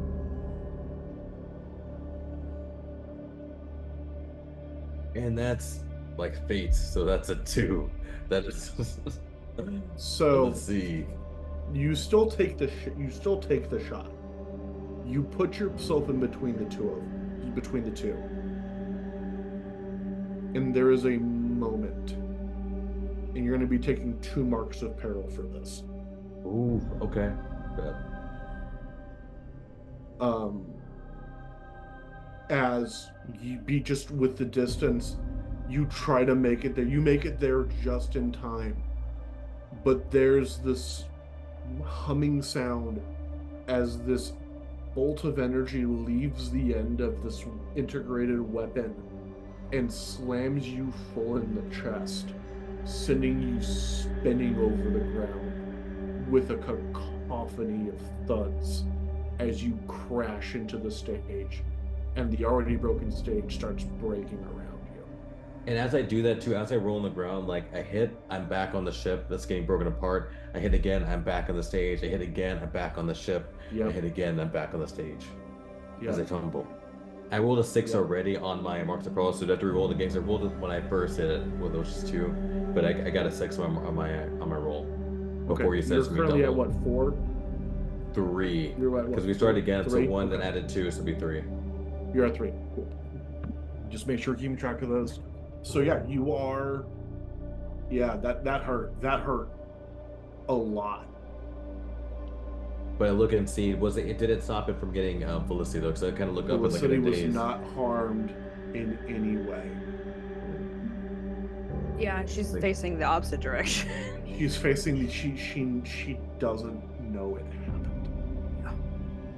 But I can see it, right? I can see what it happened. You saw it happen. I see And what as you it's see, saying. and on my mask, which is still a silhouette, you see like dark, almost like teardrops, like a darker almond color, just like go down from the face mask. So yeah, you see that Buddy. on this, So Felicity, if you see Buddy. me, you don't know what's happening behind you, but you see me go. Okay, yeah, next round we'll get my reaction. Yeah. That's my turn. All right. Count Cavendish. Okay. So I like smacked him in the side. He's pivoted me behind him.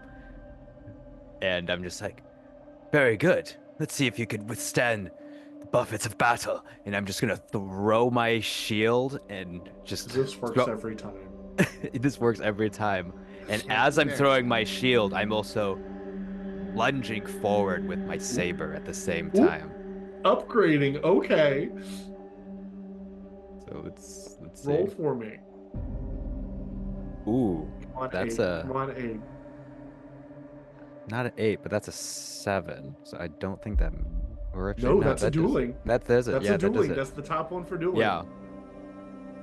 So like I'm like almost like kind of like gliding forward by just like this wind current that comes with like the shield.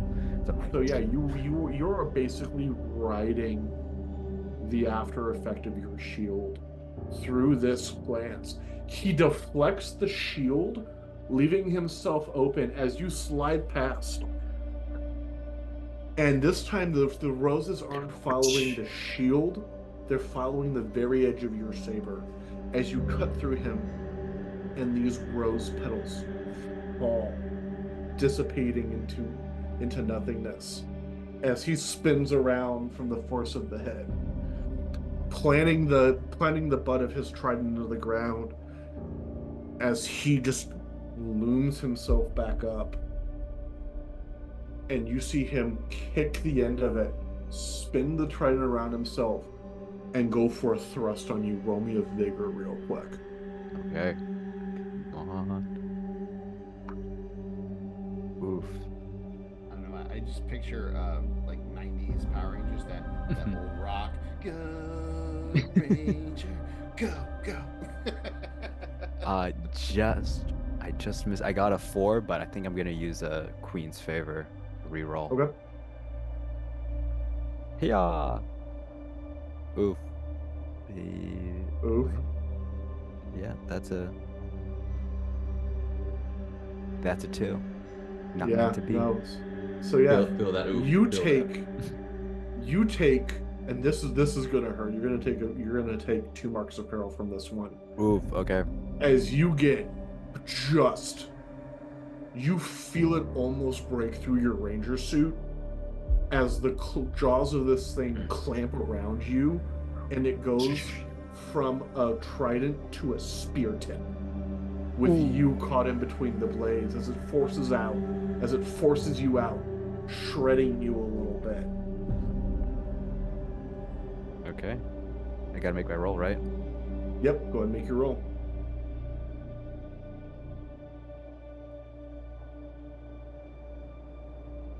No, that's a 1. Oh, So- buddy. Yeah.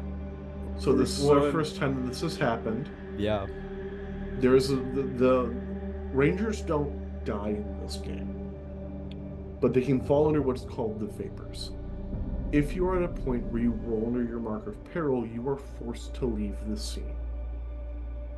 And what happens with this, Cadman, is you have a moment, a memory.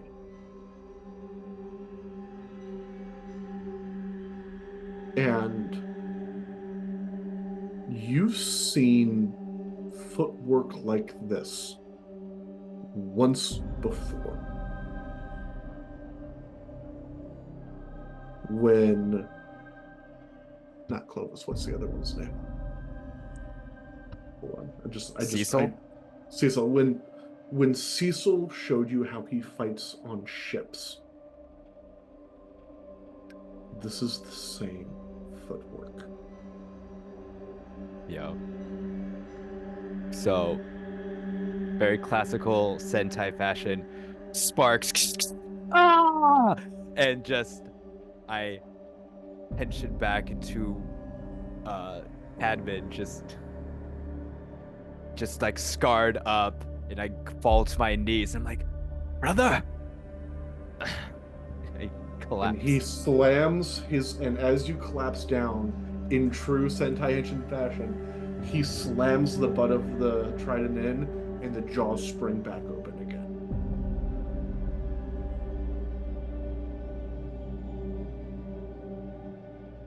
Beatrice, Yes. this is not fighting like the fat last one did for you. Whoever's controlling this body now knows how to fight. Is recognizing it and is going to change her stance. She's like, all right, Emperor, if you want to dance, my first slot is open. And where she goes into the initial boxing and doing the back and forth footwork, she starts to swing in a more waltz and is taking lead to try and throw him off. Which is actually almost matching the tempo of the music being played right now. Not quite, but close to a waltz. It go ahead and make just a straight roll for me for your doing on this. Actually, hold on. You're trying to control the tempo? Yeah, roll I'm me like a just... roll me a footwork. Roll me a footwork then. Okay. Do we get advantage on footwork after when we go up to 4, or is that something else? 5. 5, okay. 5 gives you advantage on footwork. Which, if you roll this, it's pretty much there. No, so I'm going to spend one of my queen's favor because that was a 2. Us Ronins and 2, man. Okay, seriously, us Ronins and 2, and that was a different die. Oh no. So, yeah, take your marker of peril and roll your die. This should be a single one for you, correct? Yeah. So you have one It's marker just of peril? Okay. Let me roll this one. That was a 6. Hey, you're still in, that's all that matters. This person's a better dancer than you are. Damn it. You go in and you see what they're kind of doing, and he's like, and you hear the masculine voice. No, my dear, if you're going to lead, and he moves right on the downbeat as he slips in and just knocks you a little bit. And you see that now they have control over the tempo of the fight. AP. Can you be the one to save us from what's going on right now? Well, I'm kind of engaged at the moment. But He does have the buff I gave him. yeah, the buff. You do have the buff. You do have the advantage. I'm trying to think what I would need to do to take down at least one so I can help, like Cadman, for example, or Duke Brown, because I know that they're both, because they're all in a shock. I don't think I can see Beatrice, because I would assume you're kind of off over here. As No, you hear the sound of the fighting with Beatrice. Yeah. You know she is still standing. Yeah. Duke Brown is currently in the stage, and Cadman is on the ground, unhensioned. Yeah. So like I know I need to try to get this guy down quick. I've already hit him, deflected the gun, so I'm trying to see what I can do. There is something else you can do with your vapors right now, with your queen's favor right now. You can rally. I am thinking about rallying when I need to. I'm not rallying yet Okay.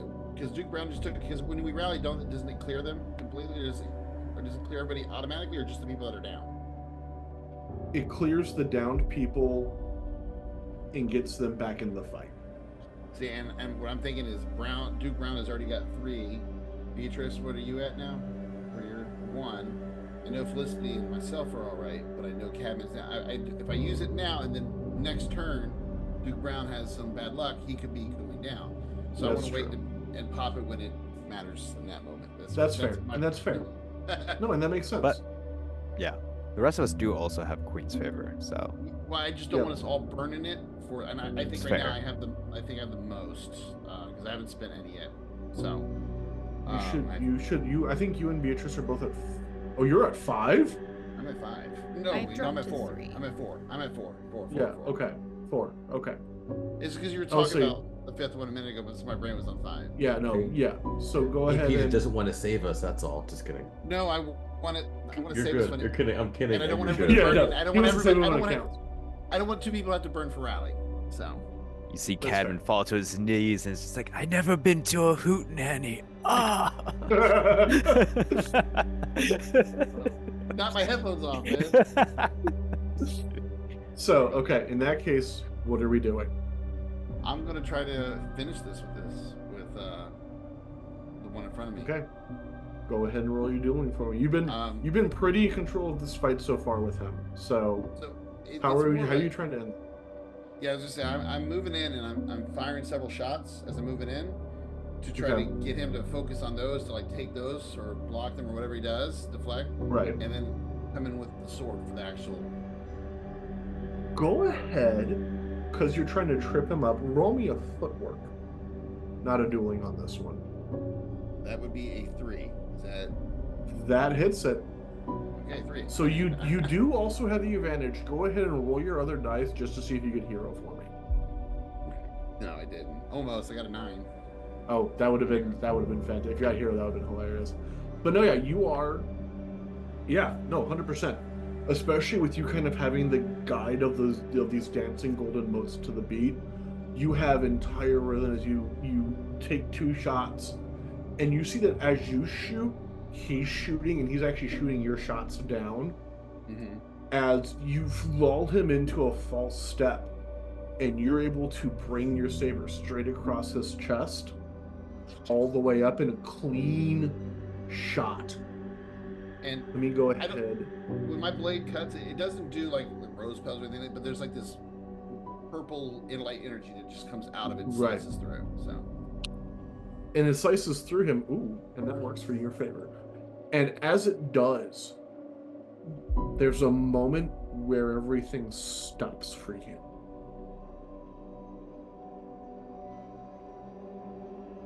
And am I able you to move or am I see just like stopped? you're able to move, but everything around you stops for a moment. And you hear Lady Morpheus' voice. Before you is an opportunity to draw even further power from the Arcana. You are facing a reflection of yourself, a you that could have been in your darkest hours if those of you had taken control. If you take these burdens for yourself, you gain the ability to access even greater power. You can claim one of the cards in use by Celestor. If I don't, what will happen? If you don't, the card will return to its master, and Celestor can find another puppet to use. That I will try to take control of that card. I need you, with advantage, to roll just 2d10 for me real quick. You want the highest number, the lowest number, or just tell you about that? Give me both. Give me both, Okay. because I'm looking for something very specific here. I got a 9 and I got a 3. Again, So, okay. So, keep the 9, re-roll the 3 for me. An 8. Actually, hold on. Did you say 3? I had a 3 and then I had a 9.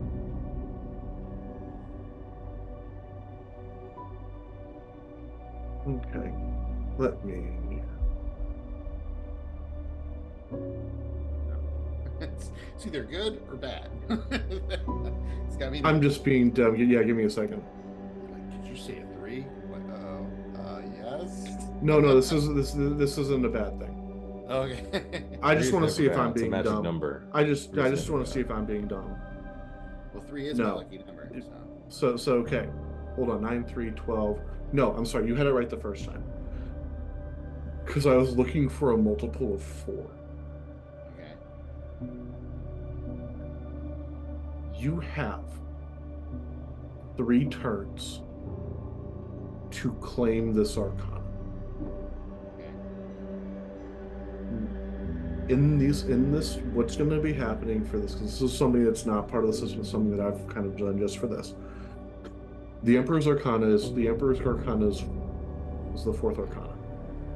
You had 12. You have 3 chances to roll either a hero for you or a 4 on the die. Do we do it all now, or you want to do it like as the turns are going around? How do you We'll do this all right now for you because this is kind of happening in a moment. Okay. So that's an 8. 10. So what kind of happens is you see the serpent kind of lashing out, wrapped around Pharaoh. As you kind of reach for it the first time and you struck a little bit. The second time you know what you're doing. You are Arthur Percy Blackwood. You are the Count Blackwood. Your family's job is to knock back against the things that try to bump in the dark in England. That is what Blackwoods do. And Celestor is knocking on the goddamn door. And it's time for somebody to bump him back. So you take, and as you pull that arcana from Pharaoh, you see Pharaoh fall back, beaten. Absolutely beaten. As this serpent writhes for a second. Serpents are an interesting thing in mythology. Depending on where you're from in the world, they can be guardians, they can be curses, they can be blessings. You remember one of your cavalrymen in your unit was Native American. And to them, the stories of great serpents were of guardians, protectors. This doesn't have to be a copperhead. You see in this moment the possibilities of the Emperor Arcana. Well, I guess you were correct that this is an improvement. Just the user wasn't worthy. So your saber changes as it shifts into a coiled, the basket is now a coiled serpent with the eyes looking over as the body becomes the back of the blade. As you flourish the Imperial Serpent Arcana blade. I guess at that moment I come out of it. That's when You do. Yeah, and there is this hush for a moment as you come through the other side and you look down and you have your revolver with the owl motif and your serpent blade. And there is a hush for a moment. Is there any way as I move through that I can stop and like almost be standing near Cadman to where like if I need to defend him, I can? Yes, you can slide because of how this is. You had enough force coming out of this that you slide in between him and the gator, the very tip of your blade drawing up sparks as you slide in between Cadman and this crimson gator. Okay. And I'm like, well, this will not do. Cadman, you need to get up. And I'm just gonna. That's where I'll end it. Next turn, I'll probably do the rally. Cadman. Perfect. I want to see you finish this. Felicity Fairfax. Okay, so Felicity, from her end, just sees Arthur making a bunch of faces, and then him zoning out and running off with So the new what, sword. actually, what it was is there was a flash of purple and black energy as AP made that cut, and before that energy could even dissipate, he slides through it. Pharaoh on the ground, no longer a ranger, and Cadman has a new sword as he slides in front, in between Cadman and this other guy. Okay. She's like, quite the music I played, and then she remembers, and I'll tip my hat to you as you say. and then she'll turn around and be like, "Oh well, things are going splendid." And then she turns around and sees Badrick like wounded, and she. How is Badrick down or on the ground? No, or... Badrick's not. Badrick's getting himself out of the wreckage at this point. Okay, all right. So, she sees. Cadman is down. All right, Cadman is down. Yeah, your brother is down. Yeah, well, she knows that AP is already on it, so she turns to. There's like a hesitance, but then she turns back to Badrick and then begins to play Lis Totentans. She says, "Not on my watch." And then as she plays these dark chords, the dust becomes this smoke screen and starts to just billow out. So Badrick can get up and have a cover while he's rallying himself. One of the fantastic things about how Duke Brown's Ranger form operates is in this kind of even a light smoke screen, he's almost invisible. So as you play and the dust and the golden dust kind of rally up around and kicks up more dust and light, it almost cloaks Duke Brown for a moment as it spreads out and creates the screen. So whatever you're about to do, Badrick, has advantage. Whatever it is. I get out, I run. Just kidding. Bye! Forward, go!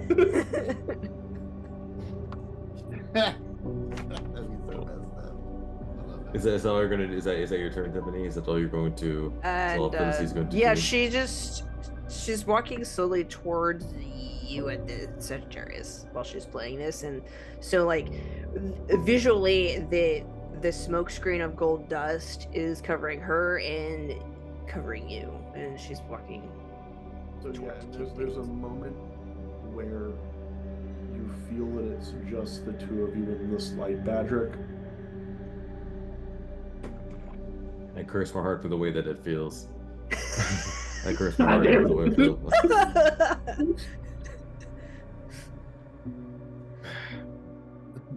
And so, and then where's Sagittarius? Is he still just He's pointing. You are back to being the threat to him again. Because in his head, cool, I can't take her down until I put you in the dirt. Well, one of the things, so I'm gonna lean to, I'm gonna like kind of sink in, especially when the dust starts going in. I'm gonna kind of just like, if I can, like melt into it and kind of to how I'm using the advantage, kind of melting into it, so he thinks like, you know, maybe I am gone, to turn his attention. And so right when it does, that's when I'm gonna strike right as the back of his head. So go ahead with advantage. Roll round has to be a footwork. Do you think this is? I'll ask you. Is this a footwork or a dueling? Are you going for timing or are you going for the strike? I think with the music that's being played, footwork. Like even subconsciously is going to the music that Felicity's been like, been putting out the song that she's playing. So I think it's gonna be footwork. So yeah. And it is. And Felicity, because you are in this light with him, I have a question for you, Duke Brown. Without the light, what does your ranger outfit look like? Because it can't always just be the light. Without the light, what does your ranger outfit look like? To someone who could see it clearly. Probably a familiar garb. Probably something from Jamaica, like something like that our family wears, like for ceremonies it wears in that aspect. So just very traditional, very with a lot of still like an almond color, because it's still kind of like it's ceremonial, so it's still like it pops, it's much more shiny. So the glow is just like in like the symbols that are on it and things like that. Okay. So that's what. So Felicity, you are able to see. You were able to see Duke Brown's, the intricate layers of Duke Brown's actual ranger suit, besides that mirage that it always is. And it is layers of almond and silver and white, and it is breathtaking. Yeah, she's playing and then almost fumbles a key, and she's like, And also, Felicity, go ahead and do me a favor, take an additional Queen's favor for just knocking the support out for this fight with your music. So, all right, go ahead with advantage. 5. That means you have advantage on your footwork. Yeah. And which with means that advantage, sorry, go ahead. I was gonna say, go ahead and do your roll for me. Well, first roll was a 5. So at first I get up and I kind of stumble for a second. I don't know. There's a little bit of self-doubt, but then the music carries me, and with that there's a 6. And so as I stumble and I kind of and I'm gonna pull a mirage strike in line with the music. Yeah, you are, and it is as it continues on, as Totentaz hits its highest point, there's a moment as those notes hang in the air, and then as it begins, you reappear, this time in the soft combined almonds that you usually appear as. You are no longer in the golden embrace of the music, but as you flick your wrist, for the second time, this horse head shatters, and you send Sagittarius back to the heavens. I just look at him and say, was it worth it? There's no response as he just...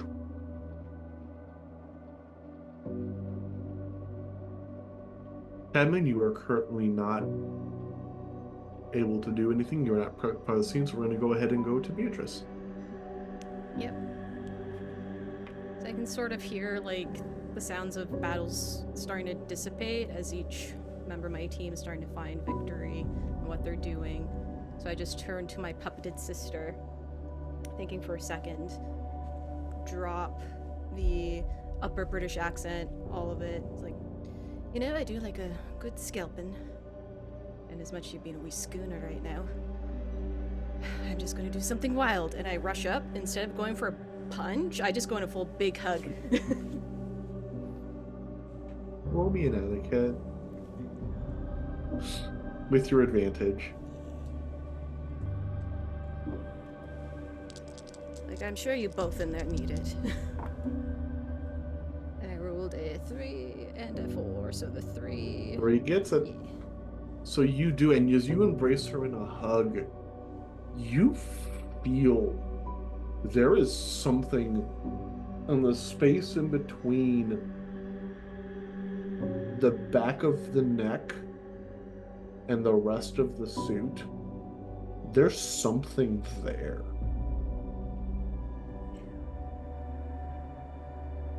I sort of whisper for my sister, Amelia. It's time to stop playing in the heathers. And I go and reach for that. And as you pull it out, it resists for a moment as you hear just Amelia crying. This isn't what I wish for. I just wanted to help you. It's okay. As with a final tug, there is this almost like a leech with two mouths that's writhing in your hands. Just immediate crush.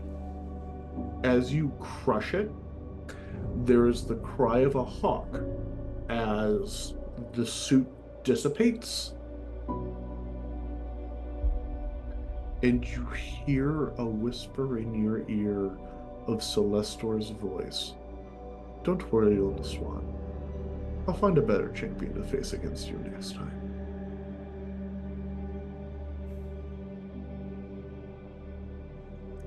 I don't even respond. I just kneel for my sister. And she is your sister. And first it fades away and you see how you would have expected your sister to look in about 10 years. She is beautiful. She is graceful. She looks unhappy though. As that fades away and it's back to your little sister.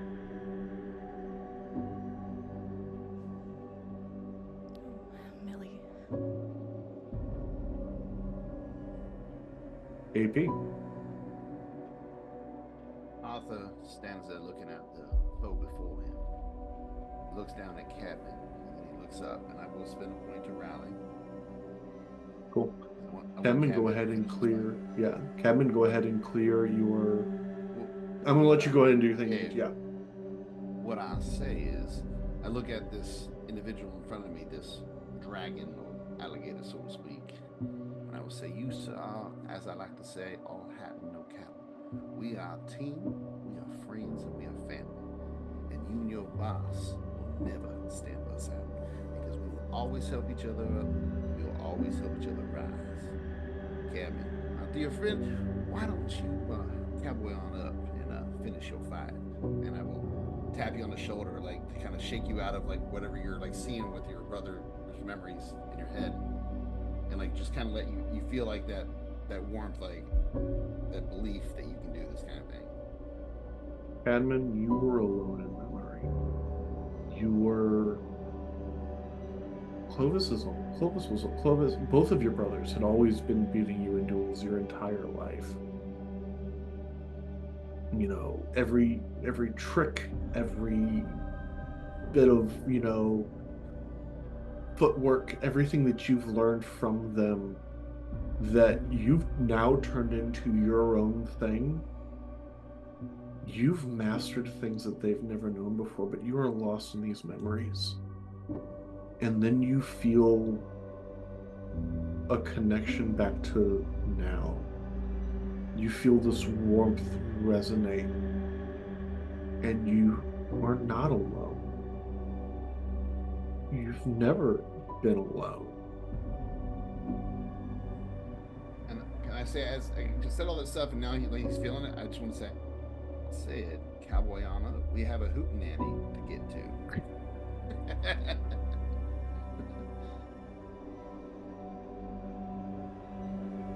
And my eyes come through. I grab the sword that Albert gave me to help steady myself up, and I look towards AP and I was like, "Thank you for the giddy up." And I look towards this gator. With a flourish of your blade, the Crimson Ranger has returned. Yeah. I flourish my blade and I go, Cecil! You buckling scallywag!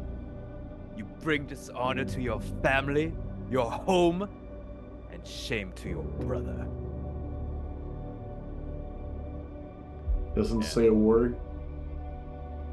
And you see him re-grip, and you see him kick up the edge of his skater as he goes in for the same strike again. With advantage, roll me a dueling. Okay. If you want me to double team with you, let me know. You know what? I think That'll I'm be gonna your take call. that. No, I'm gonna take that double team because I rolled an 8. Yeah, you did! Yeah. Yes. So, you kick up your shield Captain America style, Yeah, you do. and you go in, and you're able to catch and twist, leaving an opening for the two of you to go in for the strike together. You wrote the hero, you named the move. What are we doing? Let's do this together. Chivalrous cleave! And the Love two of you go in, and the first strike across leaves this brilliant, almost ruby-like line across one half as AP comes in with the second strike with the serpent blade, which also leaves a deep violet, almost midnight, and the two juxtapose and then wrap around this figure as it explodes out. And he falls down to a knee. He looks up, and there's a crack in his ranger mask. And you see Cecil. But the lights are on. Nobody's home. As in a swirl of deeper red, almost a ruby garnet red, swallows him up, and he shoots off into the heavens. You've taken 2 of my toys, Rangers. I'm not going to let you take a third. Well, 1.5. The little bird will come spend a visit another day. Don't worry, Lioness and Chameleon. You are not forgotten about.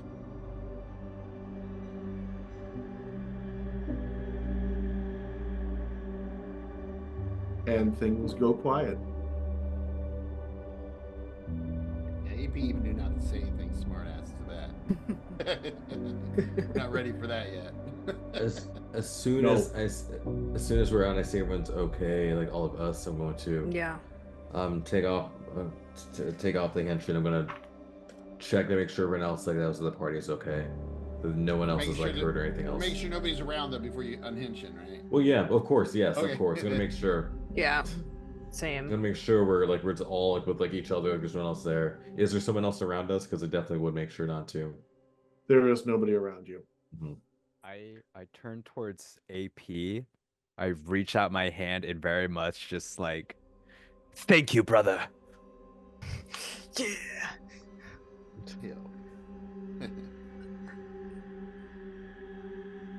So I yeah, think I'll you guys- definitely look.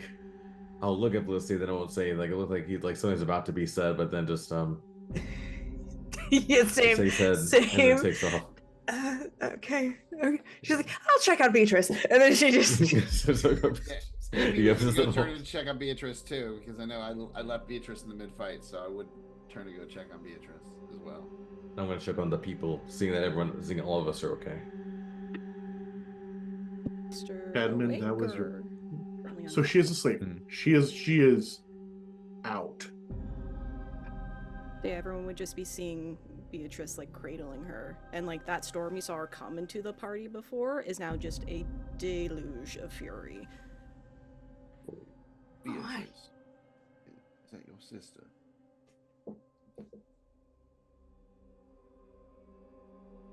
was about to break through, he puppeted her. Good heavens. The child. Yes. Sorry. Go ahead. Fellow Got to did fight say your own he... blood. How awful. Good fellow did say they might target those closest to us, didn't he? Yes, and he's not wrong. As I've just been kind of like fiddling with my like pocket watch. My brother, who was missing, Cecil. Yes? He was that other ranger. Cecil! No! Oh, and he... Well, she fumbles over her words for a couple of minutes and then seconds. Were they cognizant of what they were doing? Did they seem to know what was happening? Did Cecil want to fight you? Did Amelia want to fight? Cecil did not speak a word. His eyes were vacant. Which does not sound like Cecil. Cecil won't shut the hell up. We could never get him to be quiet. Something's Well, we definitely could al- wrong. We could always ask Pharaoh here once he comes too. Perhaps we should see if Goodfellow could whisk your sister to your home. Yes, I was safely. just going to ask because I don't want her to be connected to anything. I need to preserve her dignity. Good fellow? As always, I'm right here, Miss Douglas. And you see, kind of stepping out of your shadow, is still in that humanoid form with the black cat mask and the purple eyes. Shall I get her home for you? If you'd be so kind. To her, he very gently picks her up. I swear to you, to her, it'll be only a dream. Thank you. As he walks back into your shadow, and as he does with the rest, because you can't really see your own shadow in this instance, what the rest of you see is he walks down into her shadow. So as he steps into it, he is walking down, and he's taking Amelia with him into that darkness. Just turn and like crane my body to look behind Beatrice. I must learn how to do that. Hey, my dear. So, shall we? She gestures at Pharaoh. Tie him up or something? Very weird that your sister, your brother, and then just somebody that I knew of by name from the war. Not really directly connected to this one, but I mean, it is connected to my past. Perhaps that's what it is for me. Perhaps. It's to target what will be the hardest for us to face. I think you're right. Well, I've probably ruined my good name here in this town by firing my firearm and causing that scene, but I do not know what else we could have done to get everybody out safe. And I stand up and we'll say you're a part of the show as a fellow American, that you knew him and you were just in the crowd to add to it. Yes, That's good you did what cover. was needed. It So- is. Yes. As this is happening, would I be able to? Because I don't think I was there. Because I said I was going to check on the people. Were the people who came for, and then it can come back to? Because I So said I was yeah, gonna check on- as you walk out, what you actually hear is the General Pavamati claiming he's the one that fired the shot. Good man. Okay. You know, that something was going on and he knew something was off. And the only way that he could realize how to get everyone to settle down, and the reason why the Count Blackwood's hand was raised is that in a moment of opportunity, the general had seized Count Blackwood's pistol, and the reason why Blackwood's hand was raised was to try to get it back from him. So hear that story, okay. And then I'll kind of sing everyone's okay, like everyone's fine. Tell us we Everyone all else is sneak fine. back. I'll come back Yep. and is everyone okay? So we're about to wake him up. If the people are okay, they are saying that What how I pronounce his name? Sorry, Pavamani. I'm sorry, I forgot his name. Yeah, Pavamani. yeah. You, Pavamani. He was saying that he took the shot. So that's what he's telling the crowd right now. Did this general ask me for anything recently? General Pavamati? Nothing. He didn't ask me for anything because I didn't have any. Mm-mm. You just stepped on his toes. You just stepped on his toes. Mhm. He's Oh. who knows? Who knows? Oh. Do you know why he would do such a thing? You do know that there is family business connecting the Blackwoods to the Pavamatis. Like I would know this, or you? I know this, or do they know this? Or you? You would. There are 3 people here who would know this: Brown, Douglas, Blackwood. There is a fair amount of both trade and just a history of family connection between the Blackwoods and the Pavamatis. Well, he's either doing it to help us out because of our family ties, or he's seeking glory, Favor, or favor. Either way, it does me a kindness, as I don't have to explain this. But I do apologize. I know earlier I made scenes with my drinking. I wasn't trying to cause more scenes, but I didn't know another way to. I'm sorry, what? I was a little. He was quite drunk this morning. Quite drunk. This morning, would not you be say? the word I would use. It would be just a tinge. more yes, he pronounced. said that he visited you for some business and then returned quite entertained, really. Yes, he blamed your scotch quite many times. And You she just, what? She like pats his back. You We little scooter! I didn't blame your Scott. And like I said your smack Scotch- you with my fan. Maybe, and I quote. I said. I'm your never Scotch doing you a was- kindness again. I First simply Patrick and then said your you. Scotch, I simply said your Scotch was stronger than what I was expecting. That's And why I that's a told you to compliment. sip it. Well, you know, I learned my lesson. Trying to educate you and you don't listen. Now I know how the college professor feels.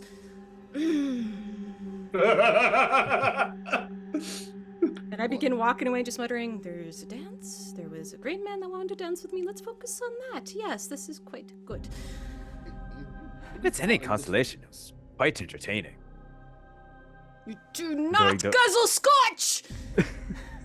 Well, I mean, I did. I was like, and I just get like a little bit of a nudge from Felicity. I'm like, do you not? And she's like, shh. So as this is happening, AP, you see coming out of your shadow now is Goodfellow. As he puts a hand onto Fallow.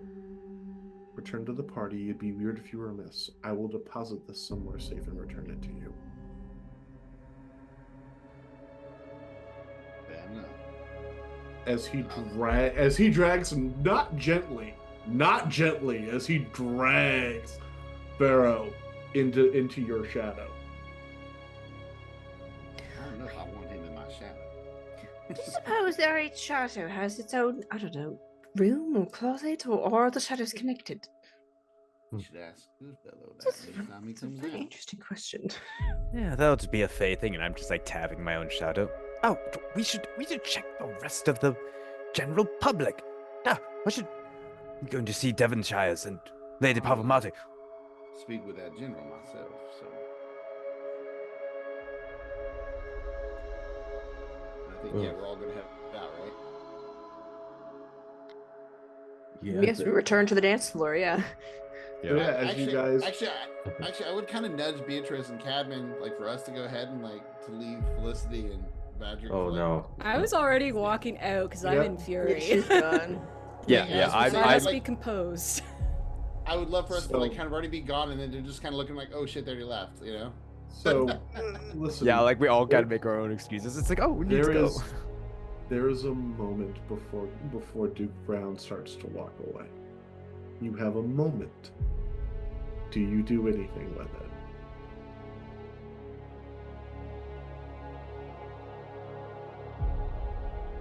She I'll give you an internal monologue. Okay.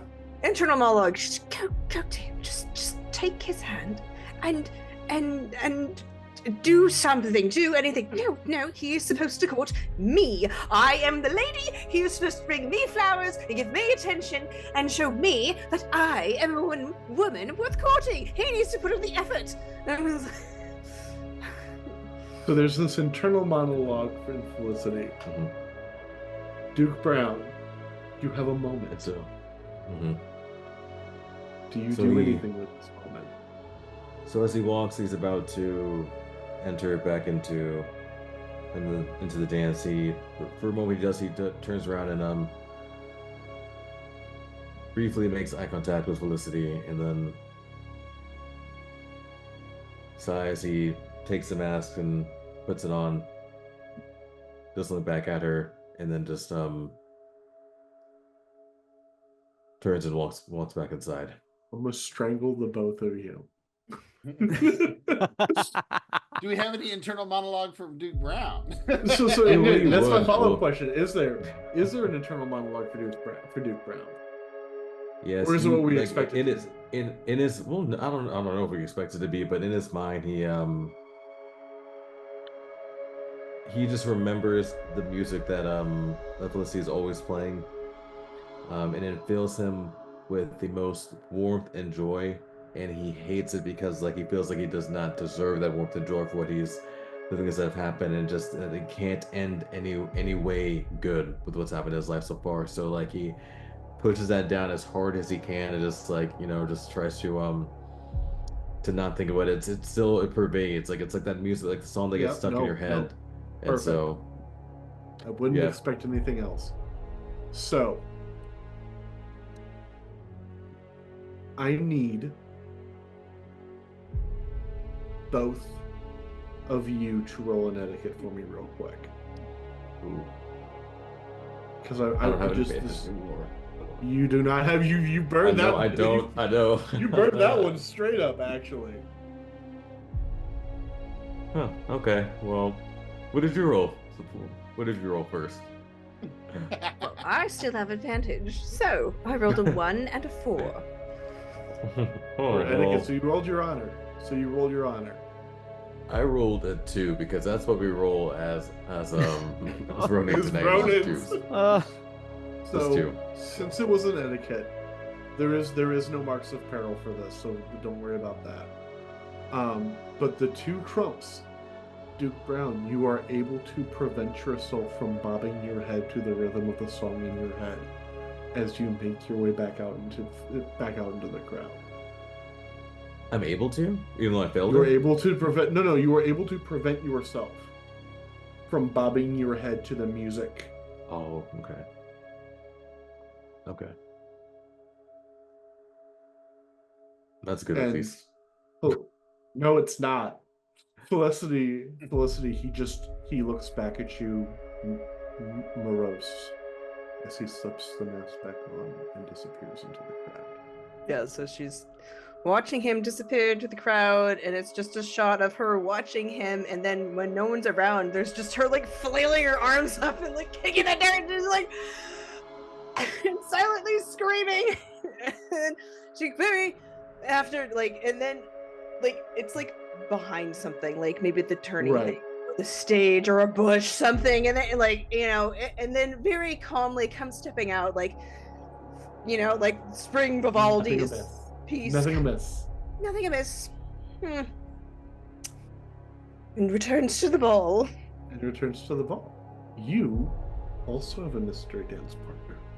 I do. I go look for him. Perhaps he will court me, but properly. Duke Brown,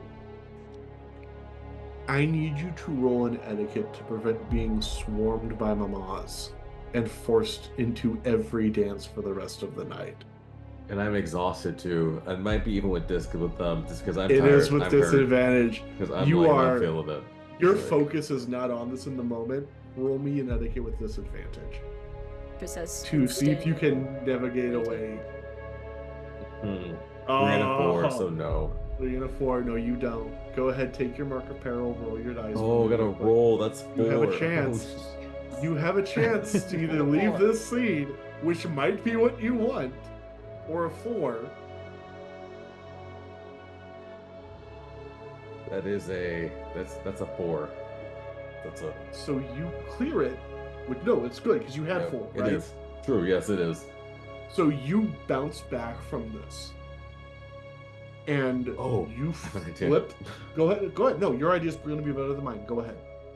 So I bounce back. And then so I'm like, I look at the faces of all the the females, and just I am sorry, I'm not feeling my best, and each of you deserve the best, and that is not what you will get this night. So I will not do either of you a disservice.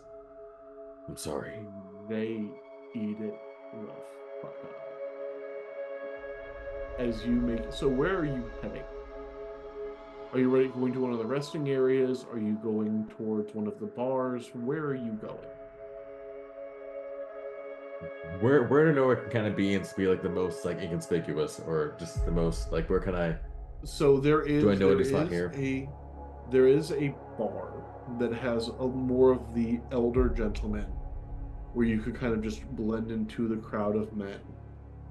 There is a sitting area that is filled with people of your age who are resting from the dances, who are talking with each other and conversing. There are some back tables that are a little bit more out of the way that you might be able to squirrel yourself away at. So it's kind of up to you between those two where you're going. Probably whichever one I can still kind of say dance where to keep an eye on things. I'm gonna go to that one. So whichever one I can still kind of keep an eye. So that would probably be the rest area. Mm-hmm. So I'll go sit And down in you're- the rest area. So, and you are able to, do you like half engage in conversation just to maintain the civility aspect of it? I think I sit down really dramatically, just like I'm just so like I'm just not Oh, feeling yeah, but I'm here if for you- the if you- people. So Yes, and they give you the correct amount of space. You are encouraged to join into conversation if you wish, but no expectations of conversation are placed upon you. awesome. And I just watch the dance because I know someone's gonna dance with Felicity, so I'm just waiting. Just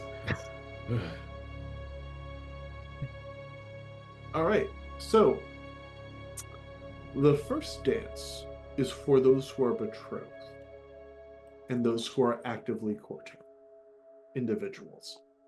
So the only one of you that has to be on the dance floor at the moment is Count Cadman Cavendish with his betrothed, Bianca Devonshire. Yeah, I've been looking for the Devonshires like the entire time since we've like parted, just to make sure that they're safe. They are safe, they are okay, and you meet up with them just in time for... Good evening, everybody. I am Henrik Fitzgerald. Welcome to the Fitzgerald Masquerade. We've had some commotions over at the gun show, so I apologize for the fact that that will no longer be going on for the evening, but do not fret. There is still food, frivolity, and entertainment to be had. Once we do a cleanup over there, we'll see if we're able to get something back going again. If not, we'll use it as a secondary dance floor, and there's a big cheer from everybody for that. We have enough musicians. If we need to split and do 2 chambers, not even a thing. Now then, the first dance, as always, is for those wed and betrothed, and those who wish to be betrothed. Approach the dance floor for the first song of the evening. And I put out my hand towards Bianca. He looks at you with a soft, warm smile as she very gently places her hand in yours and allows you to guide her out to the dance floor.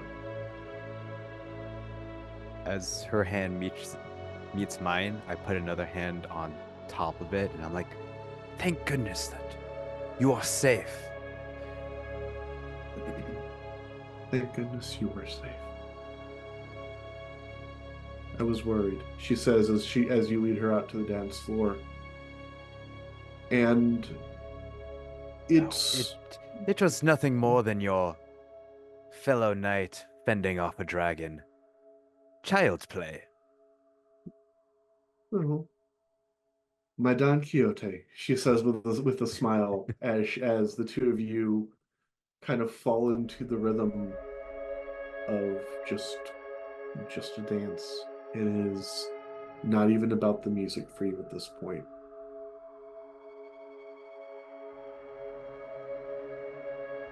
And as the first dance draws to the close, Felicity, there's a tap on your shoulder as a man in a black cat mask and purple eyes holds his hand out to you. Okay, well, she was at the snack table before and just like watching Cadman with glaring eyes because this is not part of the plan. It's not the plan! So here's my question. Does Cadman even care to hide how he's feeling in this moment?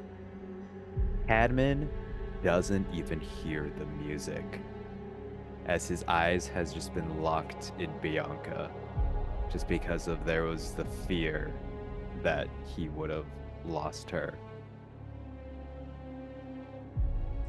Yeah, Felicity's just angrily chewing. He gone. He gone. He gone. There's shoujo bubbles everywhere.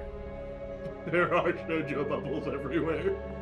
No, he can't be smitten. Her inner monologue is, he can't be smitten. How dare he be smitten with her? No, this can't be happening at all. No, I won't accept it. I'm just, wow, these pretzels are really good. And then she feels the tap and turns to Goodfellow, who sees her like angry mid-chew, and she goes, oh, excuse me. Goodfellow. We can always play a prank on them later if you wish. He says he offers to guide you out to the dance floor. And she's like, I would never. I mean, are you really sure? What are we talking about? Well, there was one time where I turned a gentleman into a donkey. Oh, that is too cruel. Maybe He got better. He got better. he improved with the addition of the donkey. Hi, Natalie. I see you got it. Thank you. I appreciate that someone finally got all of the clues I've been laying out this entire time. Appreciate it. Thank you.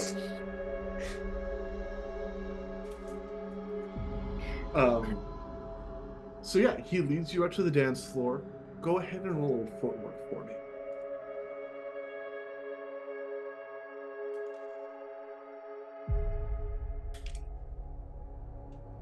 Okay, that's a 3. And a Let me 2. go ahead and roll 1 forward. Yeah. There we go. This cat has moves.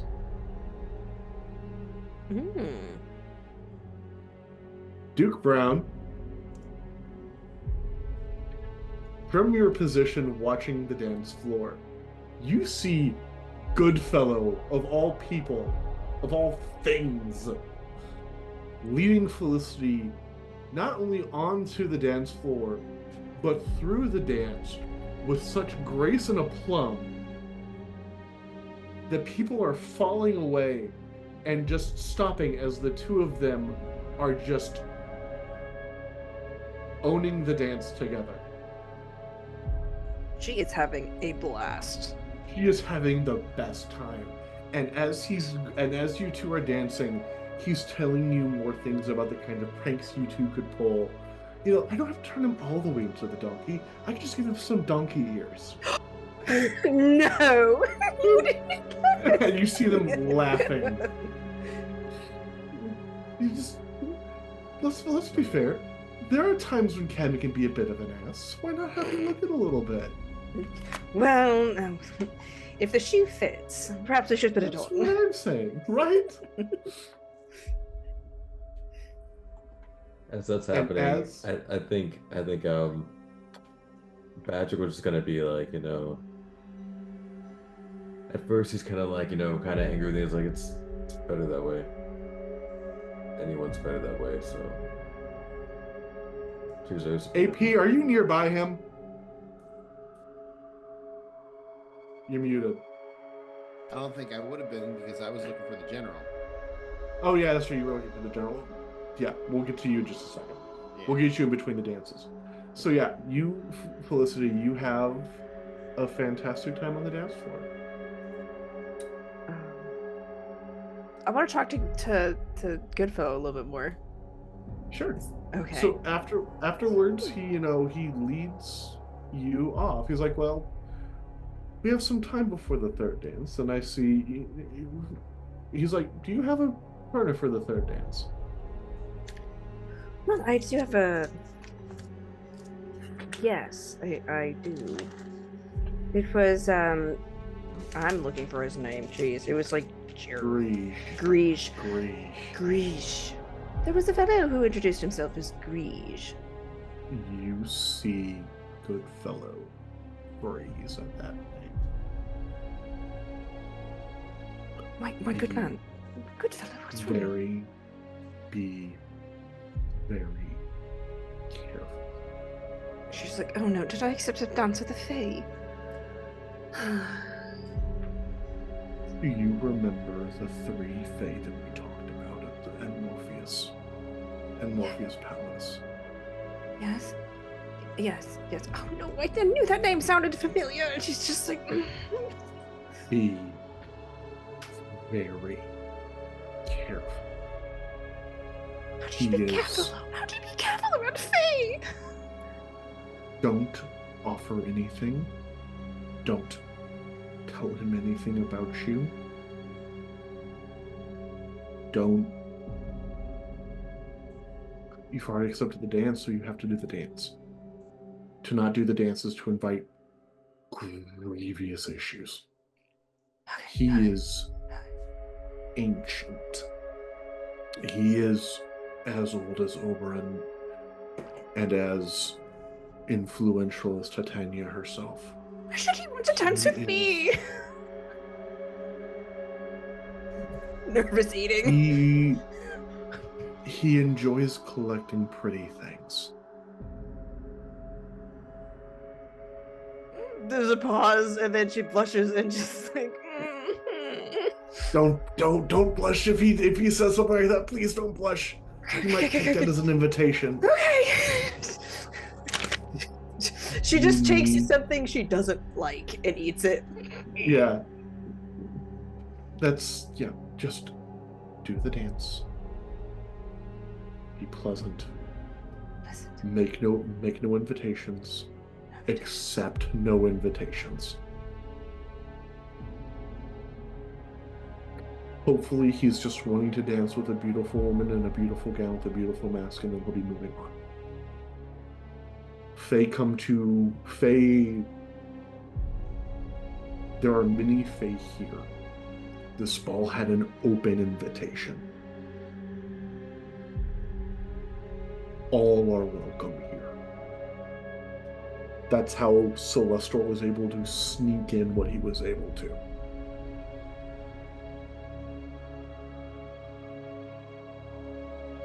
You need to be careful with this dance.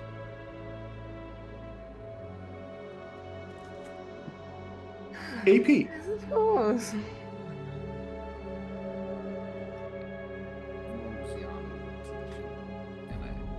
First, if there's a crowd around, I'm like, General. Of course there is.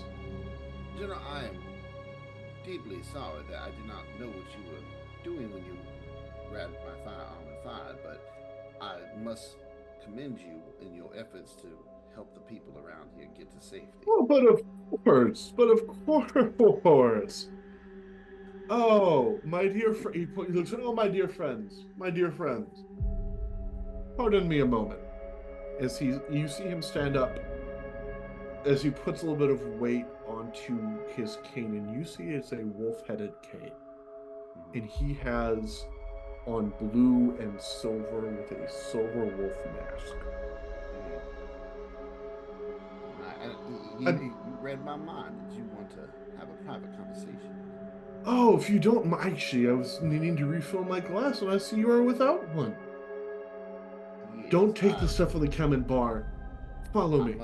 I must get myself some good scotch. I know where to find the best. Don't let Miss Douglas hear me say that. She claims that she has access to the best scotch, but she Well. simply has certain scotches from the Highlands. Swill. Well, I'll be the judge of it because I've tasted the scotch she has, and I'll let you know. Let yours me- is better. Let me take you and show you what a true Northern Lowland scotch tastes like. And he takes you to a side, and you see that there are a number of bars throughout this event. There is one farther away from the music where it is a grizzled old bartender, and you can tell this is where the veterans are. These are your kind of people. Yeah, soldiers. These are soldiers. Some of them never left their wars. And they have that look in their eyes. I think that this is more along like company. Yes, I would agree. There's a back table over there that we can vacate the area around for some privacy. I believe we need to have a conversation. You see him raise up two fingers to a bit of a battered old man who is acting as the bartender at the bar as he motions towards the table, and he makes a waving motion as people kind of clear off, and you have about a 2 table gap in any direction between you guys as he motions for you to sit. And as we sit, I'm not wearing the mask right now, but he would take the mask off since we're sitting here Right. in private. Right, you see him do the same. And I'd light up a cigarette. You see him take out his pipe, pack his pipe, and you see that this is a ritual for him. This is like he's properly packing it. He tamps it down, puts it up.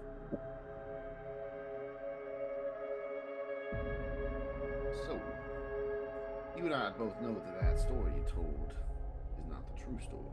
Now, I am fine with going along with it, but I've controlled the narrative. Prove it. No, I said I'm fine with going with it. I'm not trying to defend it, but I do question why you chose to do this. Well,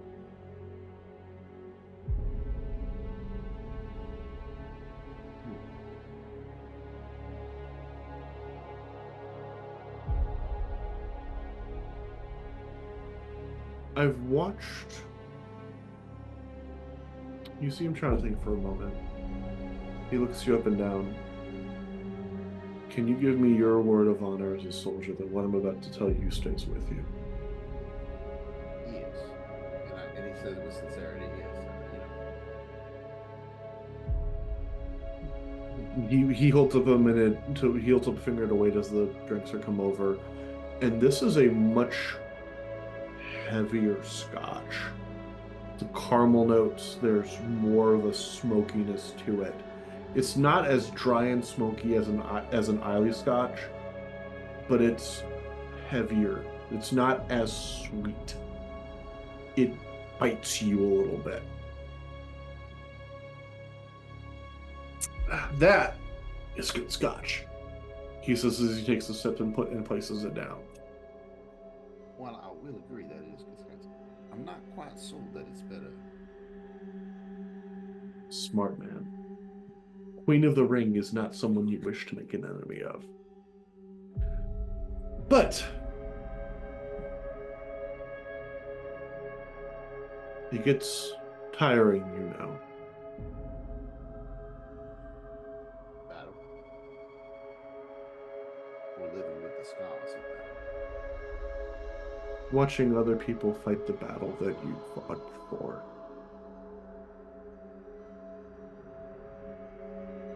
Be careful what you wish for when everything's said and done. What did you wish for? Or did you even get a wish? Oh, yeah, well, I was fighting for Lord Grige. Of course we won. Grige always wins. Grige always gets what he wants. I was young. I was deeply in love with my wife. I still am deeply in love with my wife. every couple of decades, we abscond back to her homeland. We allow ourselves to be elders in a village for a while. Then once she controls the house from the shadows, we return every 30, 40 years for 5 or 8, for 10 or 12 seasons, and then we slink back off again. It's lonely. I'm not lying, but we have each other.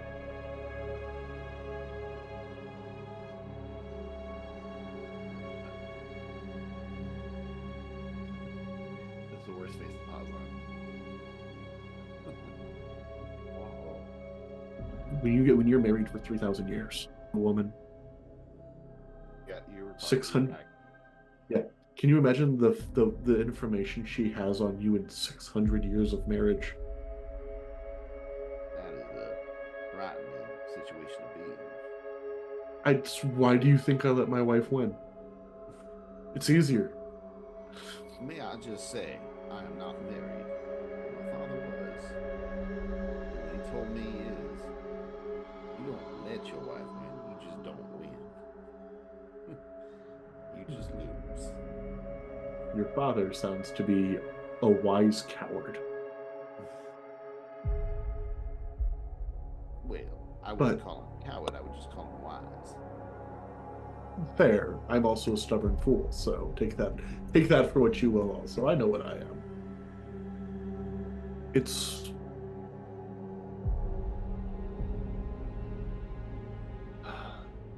hard watching you all do what you do and knowing I can't help. Yeah, I'm sure there's ways you can help without help. I did tonight. Exactly. That should be enough for your conscience. You fought your fight. No, Celestor is... That is a horse of an entirely different color, sir. Yeah, I'm getting the picture. He's using family. His preferred method. Now that, I believe is truly cowardice. Don't let him hear you say that. Oh, what? He's going to have a war with me? I thought we already had one. Currently, he's playing a game with you. This is not how the Fae fight will work. Well, I say it in jest since it's a game. The last time someone broke the rules of the game, the War of the Roses happened. Am I breaking a rule by? No, I am. No. I am simply letting you know if they feel like breaking the rules. He bends them. Celestor's what he does. He uses people who are not officially sanctioned for the game. He twists meanings within the realm of the Fae. There is not much we can do to stop him because he doesn't outright break the rules. I've met many men that do those kind of deals. Find the little loopholes, use them to their advantage. Very true. You need...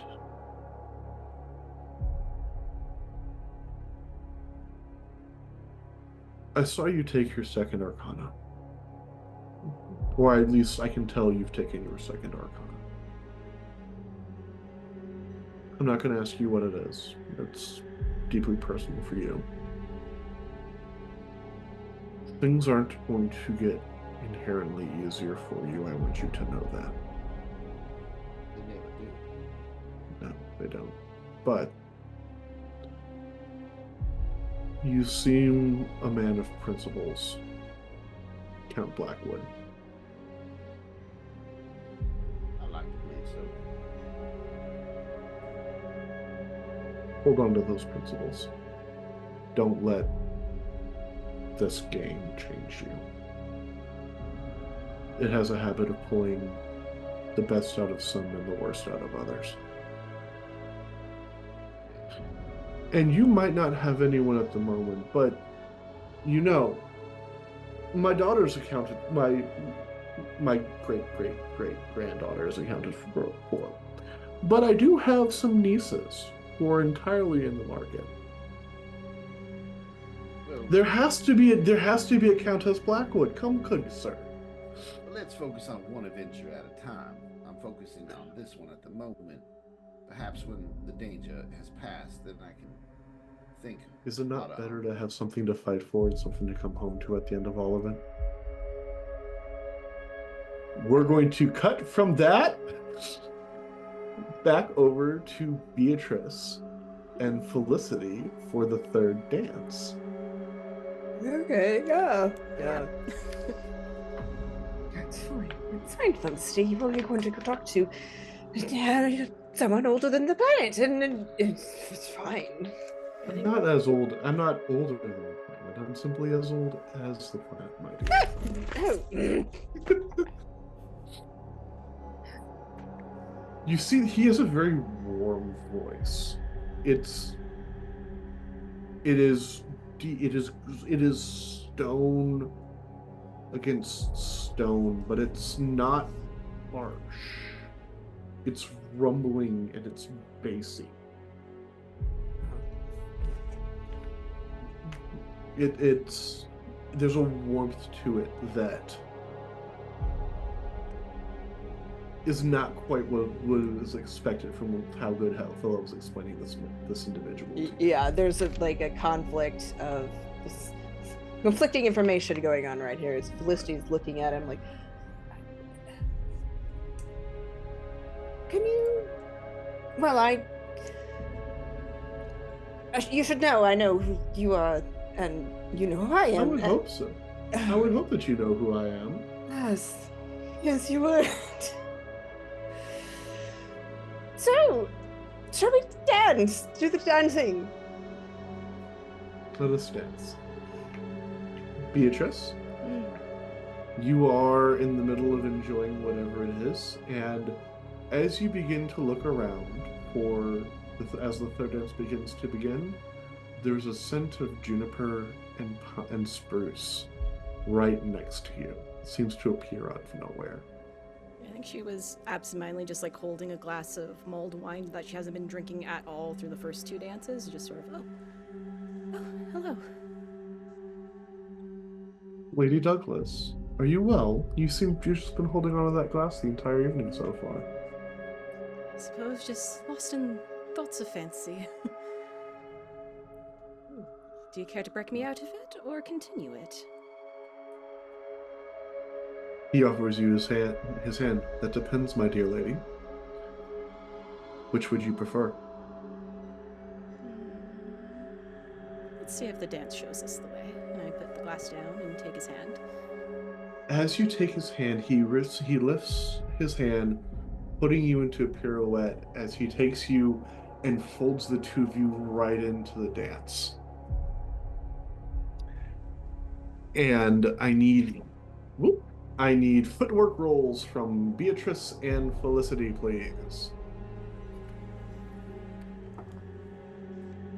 Alright, that is a 5 for me. It's a 3.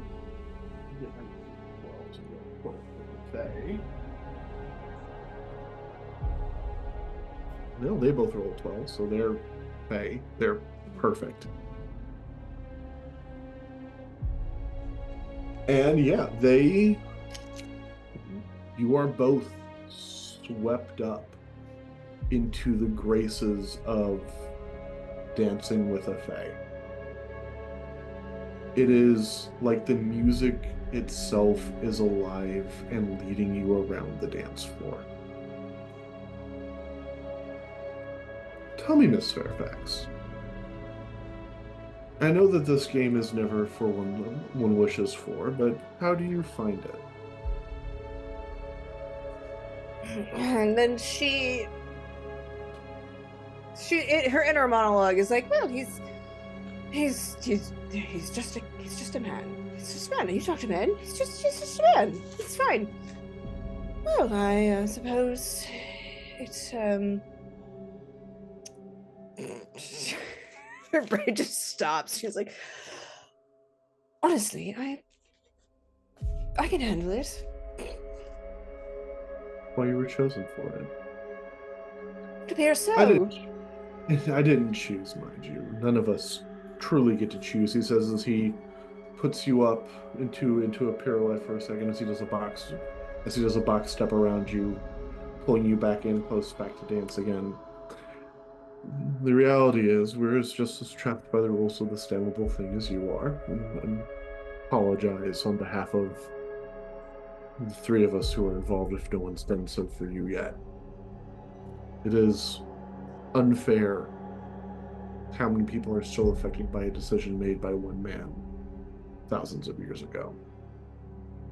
A 1,000 years ago.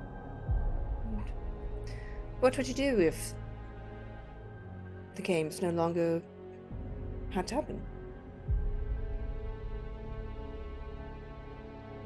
Well, he takes you and continues leading you around the dance floor. If I'm being honest, I wouldn't even know what to do with myself at this point. 1,000 years, while not that long to us, is long enough to develop a rhythm to things. I win every time I play the game, so for me, I'd probably just win. And what does winning look to you, Mr. Greege?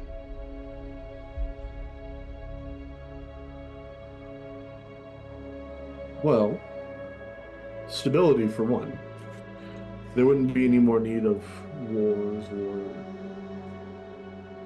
famine, destruction, death. Death would still exist, mind you, but not in how it is in the modern day for you. Stability. And stability is this to be a society where we are like we are now, as she gestures to the party and its grandeur, and like, well, would you change things? The system you humans seem to have built, at least here, works for the humans within here.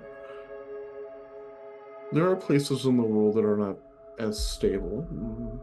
It wouldn't take that much for one such as myself to enforce stability outside of the Empire, given my chances to.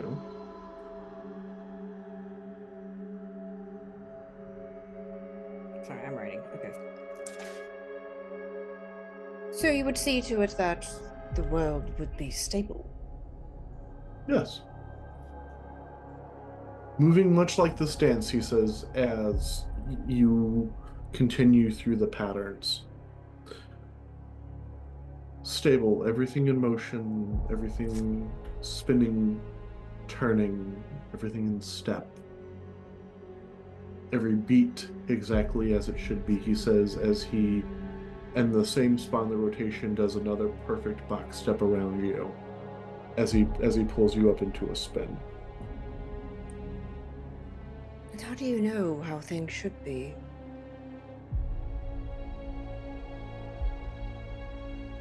Is not this dance a matter of choice, not a matter of what should be?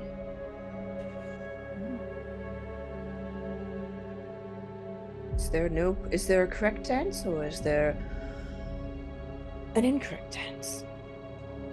Well, there's always an incorrect dance. But I know of which you speak. I recommend...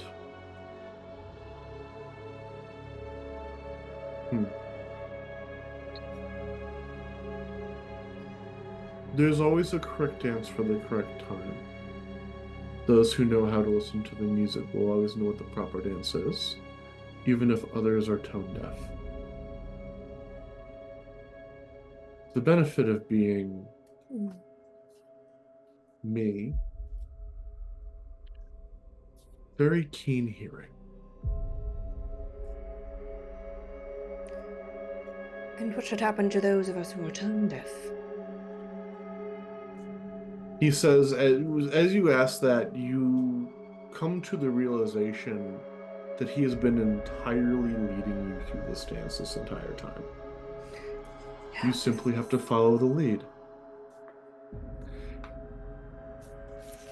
While that conversation had been happening in its entirety, Miss Douglas, Yes. you are equally, because they both rolled 12s, you are both equally just taken into the dance. Do you miss the rolling green hills? Of course, it's home.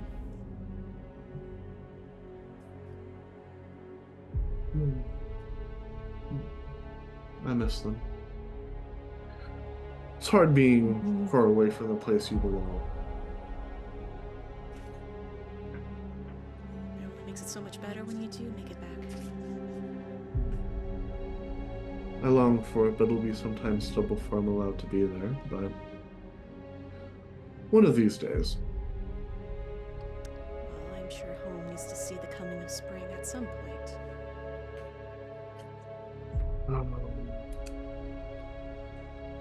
There are,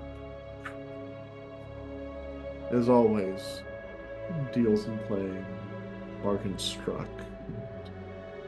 If one's not careful, they can find themselves gone for much longer than anticipated.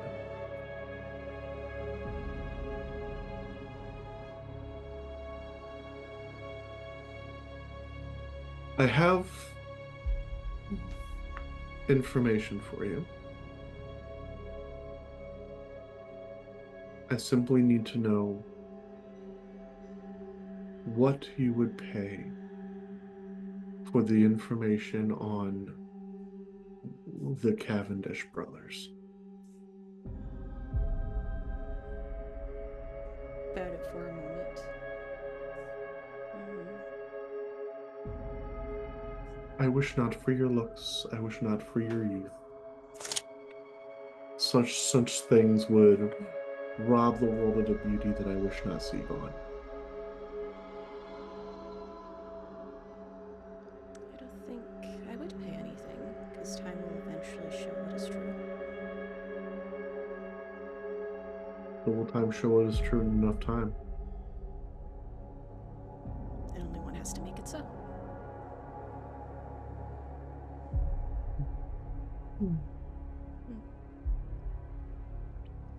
Well, in that case, my dear Miss Douglas, as he dances around, he leans in and whispers into your ear something that I am sending you in private chat. Oh! Whisper. On Discord? On Discord. I feel like we gotta get everybody just to like whisper. Whisper.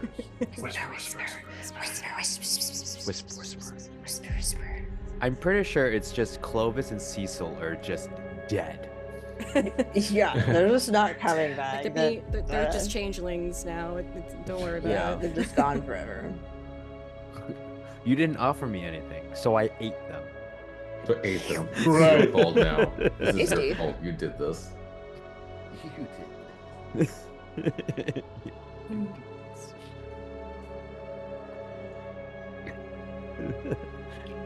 Summer court sugar daddy. I love Christmas. We'll go ahead. And God. he does that, and then you feel his mash shift as he steals a single kiss from you. And Ooh. there is a flutter as he spins you around, and when you come back around again, the music is done and he is gone. She kind of pauses, and her own monologue is sort of going. It's like, Ah! I had, because for Beatrice, when it comes to courting, she gives a challenge to those who try and tempt her, and she just thinks, the Fuck. first breath of spring. Damn it. And then just walks away. So, Duke Brown, were you just watching Felicity through that dance, or were you also watching Beatrice at all? 90%. 90% Felicity, 10%. 10%. 100%. 100%. Like when it would come Yeah. around, I'd be like, okay, well, there's Beatrice. So, oh wait, so yeah, and it was So yeah. yeah. The more it went on, just the more just like, yep, makes sense. Just like, yeah, all right. So yeah. Cool, I guess. This So- guy. I'm assuming, Beatrice, you have your mask on and your fan up to cover your blush at the moment. Yeah, well, yeah. Yeah. Felicity, Felicity Greesh takes your hand at the end of the dance. He gives you a very cordial bow. I appreciate your time. Simply things for you to think upon. You are a gem of a ranger. Have a pleasant evening, he says as he walks away, and you see him kind of disappear into the darkness. Well. What was that? What was that? Felicity, Beatrice is blushing. Oh. Yeah, just like fan fully up, but like not moving. It's just like, I hear the little click, click, click, click, click. She has a very distinct fast walk when she has information she wants to get. Beatrice, who was he? You're blushing. This No, I'm doesn't not. happen. no, This don't. doesn't happen. No. Okay, then why are you fanning yourself so much? Because it's just, you know, as one can be overwhelmed, of course. Yes, very simple dance. What is a dance between a woman and a fae? Exactly. Nothing. And I like quickly pull her aside. I was like, he kissed me. Was it good? He stole it. Oh, the cat. He tasted like deep forest and fresh water. I mean, It's just- did you like it? I mean, it doesn't matter if you. I will say, as I'm like trying to keep composure, he's definitely set a bar that no mortal man can match. So good luck to the mortal man. Well, I will certainly not forget my dance. Hmm. Yes. Krish danced with me, and I managed to get him to talk about himself because, you know, as one does, I imagine he's pretty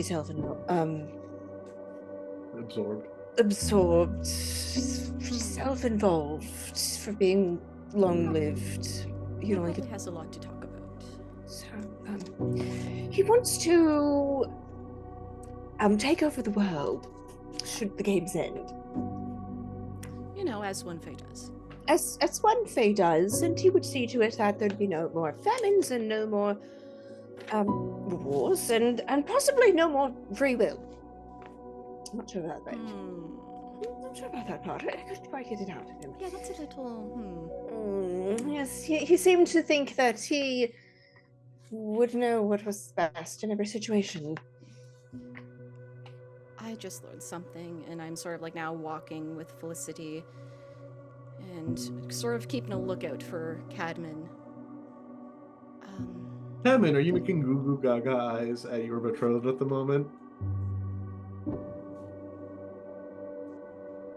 100%. It's like, so It's who's on your dance card? just you. Oh, what a So it coincidence! is- As I turn over my dance card and it just says Bianca. Yeah, Felicity, this is borderline vomit-inducing. This is so saccharine. It's entirely. And I sort of just look at my desk card, knowing my turn with Goodfellow is up very shortly. He's a very good dancer. I had quite a bit of fun. Well, I must speak with you two as soon as I can. Of course. Sure. As you two reach the edge of the dance floor, Beatrice, there is, in a black velvet suit with a perfectly tied ascot, black cat mask, purple eyes, who's very jauntily standing there. Good fellow. Speak of him and he will come. I always will, my dear Rangers. Shall we? I suppose it is the time. Felicity, I'll speak Yep. to you after. Have fun. So, Felicity, you don't know where Blackwood is. You see Cadman making goo gaga eyes at Bianca, and Duke Brown is being quite morose at a table all by his lonesome. She's just like, well, I suppose if he wanted excitement, he wouldn't be moping. So I'm going to go and find my own fun. So she is, gosh, I don't know what she's going to do. She's a little beside herself. It's just like, you know, she has a big act to herself. She's like, I'm gonna go find my own fun. And then she walks across the floor, and then she gets to their side, and it's like, what's going to say? She just sits in her chair. I can just picture you like pulling up a chair next to Duke Brown, and you're both just now mopey. Back to back.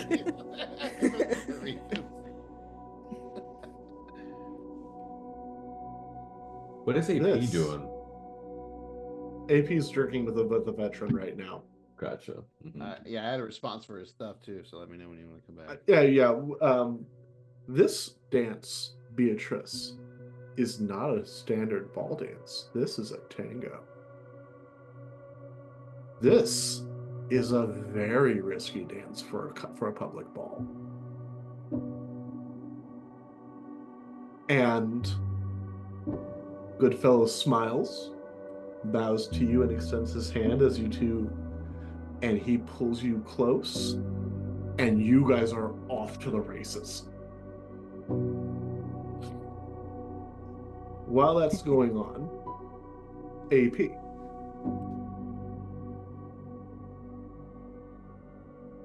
I do have something to fight for. My family's honor. My new friends who, in all honesty, have become kind of like a family themselves to me. For now, They grow on you rather quickly, don't they? I have to say so. I For was me- not amused, actually, with how quickly I came to care for my team back in my day.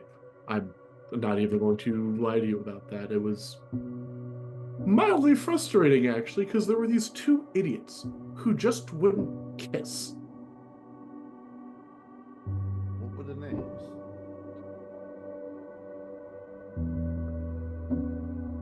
Badrick and Belicity. No, in all honesty, he's like he chuckles it off. No, but no, their names were Arthur, much like your own, and Moria. Interesting. Not a Blackwood, not a Douglas. They were no. There weren't Douglases, Fairfaxes, Cavendishes. There are many families that can answer this call, unfortunately. Well, Once one enters the peerage proper, the Fae have this dastardly bit of wordage that nominates your entire bloodline in perpetuity for this damnable game. Well, as I said, they've become kind of a family, and for now, that's enough for me to fight for the things that matter to them. Now, when this is Which all is said and noble. done, I mean, at that point, maybe I can focus on finding love if the time feels right. In honesty, though, the last war I was in took not just my innocence, but someone I also loved. And I don't believe I could go peacefully into the afterlife if I knew I was causing the same kind of pain for somebody who loved me. So for now, I think I'm all right. And I have enough to focus on. To be fair, I love weddings. I've been to many funerals. Dang. So do take my offer of one of my nieces with a very large grain of salt. Besides, with all due respect to Duke Count Blackwood, you I are love a promotion. you don't want to be a duke. No, I don't. I don't. Want to You be a don't duke. want to be a duke. Yeah, I am. But to be entirely fair, my good Count, you would be no match for most of them anyways. I love my nieces, but they're vappish creatures. Too focused on style and the cost of the dress and this rather than the substance that it's made out of, if that makes sense. Yeah. To each their own. But I am serious when I do say claiming a second arcana is not for the faint of heart. The Fae have a habit of pushing decisions without fully explaining them. But I only took it because if I didn't, the power went back too. And then they could use it again. Otherwise, I probably wouldn't have wanted to take it. And that is a good reason. And I'm not saying you didn't do it for a good reason. Goodfellow is an interesting character. Would you agree with that statement? Character? Good word for him? I actually particularly enjoy Goodfellas company. Oh, I do. I did too in my time as a ranger. It's a pity he won't visit me. I've invited him several times. Damn cat. But he has his jobs and his duties. I think you and Duke Brown might have something in common in the way you think about Goodfellow. Oh, The damn cat, I believe, sums it up about right. he is the closest thing to an honest Fae you will find. Seems about fair. Well, he's been very helpful in this endeavor that we're facing. So, and he's been pretty forward about what he has to say, as forward as a Fae can be. So I think you were right in your assessment. So, what should I be worried about with this second arcana? I can't tell you, but I can tell you that you need to talk to someone about it. Somebody above Goodfellow's head or Goodfellow? Somebody who we've talked about already. I have rules that I have to follow too. Fair enough. Well, your help, while it may be difficult for you to see not being able to jump in the fight, was much more, so to speak, helpful than you can imagine. So thank you for doing what you did. The least I can do is help make sure that your names maintain a sense of cleanliness through this. One of the benefits of having the most rabid rumor mill at my disposal is I can change opinions on a blink of an eye if I so wish. So don't worry, I will do my best to maintain proper names and demeanors for everyone. You see him stroking the side of the wolf head of his cane for a moment. Was that your other side there, so to speak? I never realized how much I'd miss being able to enter my machina until it was too late.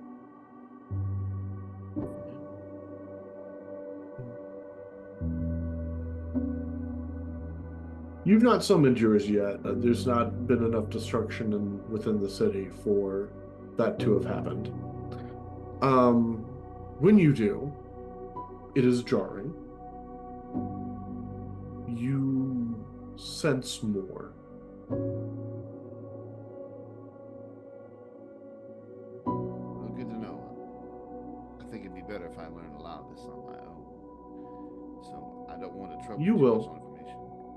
You will, I just- but Is there anything you need from me in this service? Were you doing this for some type of favor from me? oh, not at all. I simply desire someone other than he points upstairs. He points towards the stars, other than to come out on top. Well, thank you for your assist. I will have to let my others know that you know. Don't, actually. I'm bending the rules by telling you as much as I am.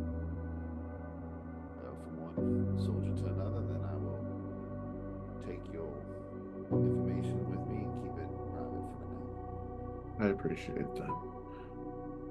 And Count Blackwood. I'm assuming you're starting to leave at this point. Yeah, he's starting to stand up, finishing, like Yeah. putting his cigarette out.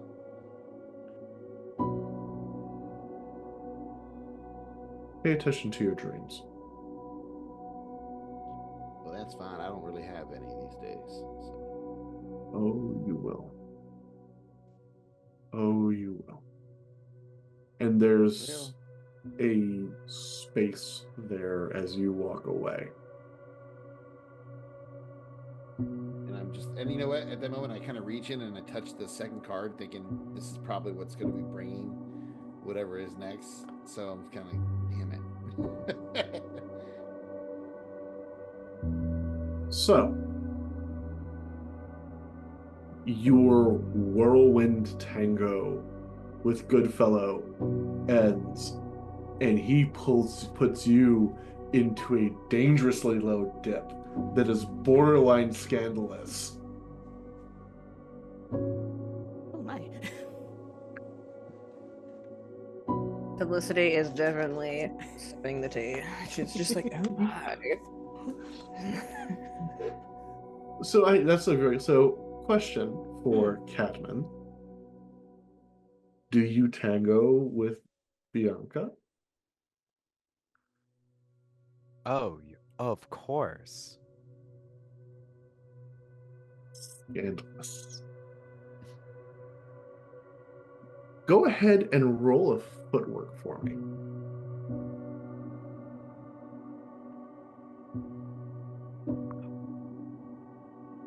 I rolled an 8. So not a hero. Not but- great. Not hero, not transformed. So take your marker peril and roll for me real quick. You never know, you could always bounce back.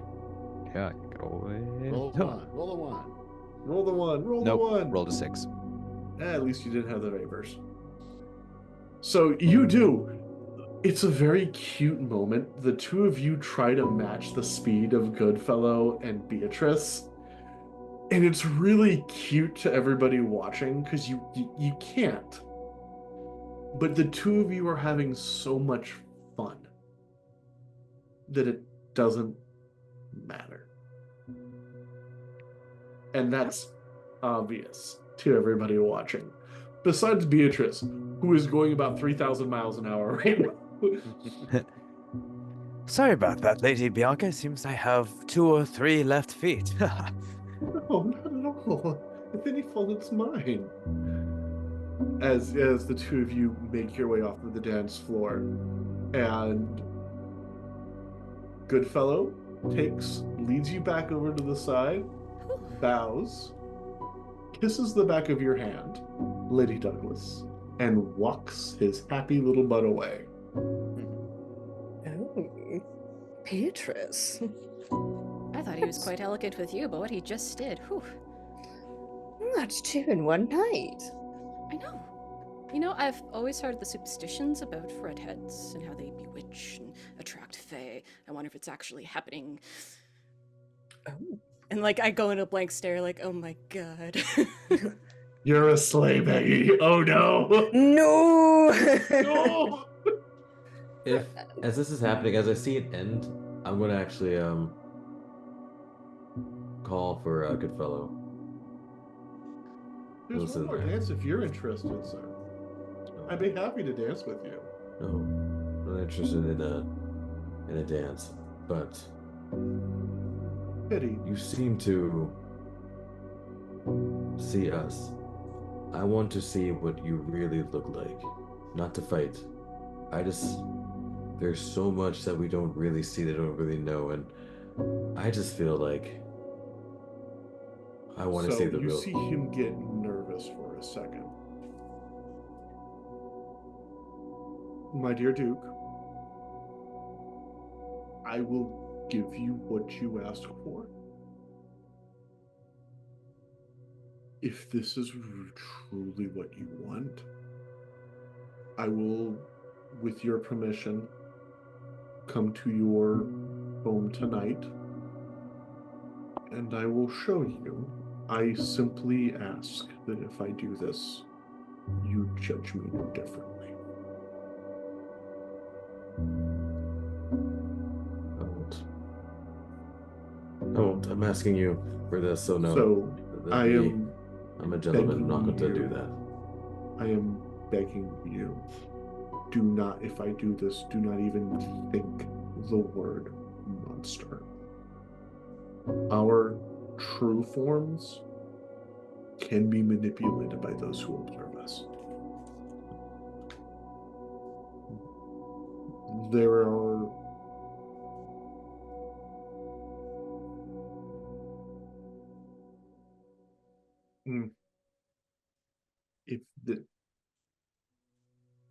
if this is what you wish, when you return home, I will be at your home when the clock strikes 1.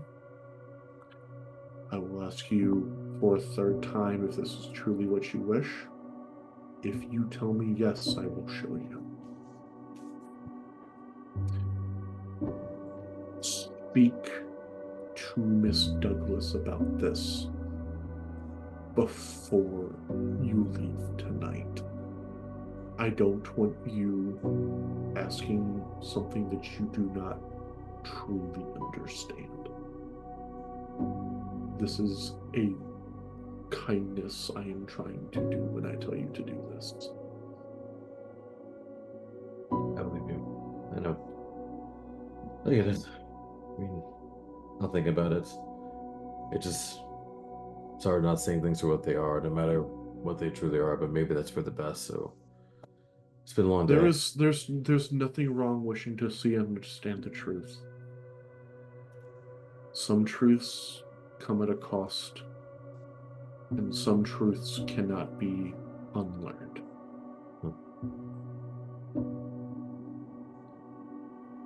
With that, my dear Duke, I will see you in a number of hours. Do yourself a favor. Try to have some fun. I am having a blast, can't you tell? How silly of me, sir. He pats your table, and you see him disappear into the crowd.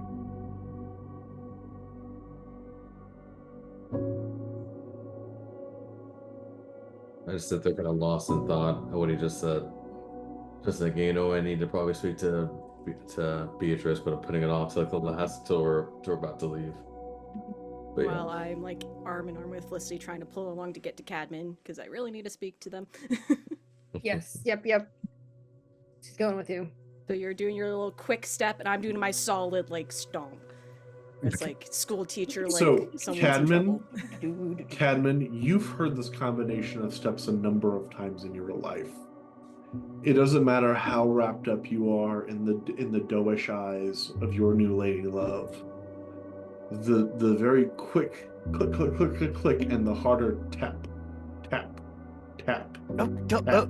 And like at this time, like we're just like kind of like over like a table, like we've removed our masks and have just been like talking. And I hear this tapping that's so familiar. I'm like, up. And I don't know why. I like panic. I grab my mask and I try to like put it like on.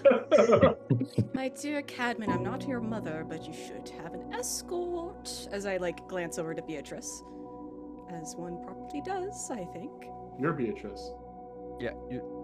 Sorry, did I not say Cadman? Or sorry, Bianca.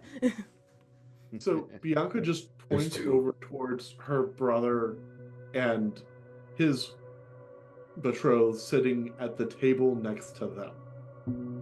I think they need an escort too. Well, I must steal your betrothed for a moment. Oh, yeah. As long as you return him. Of course.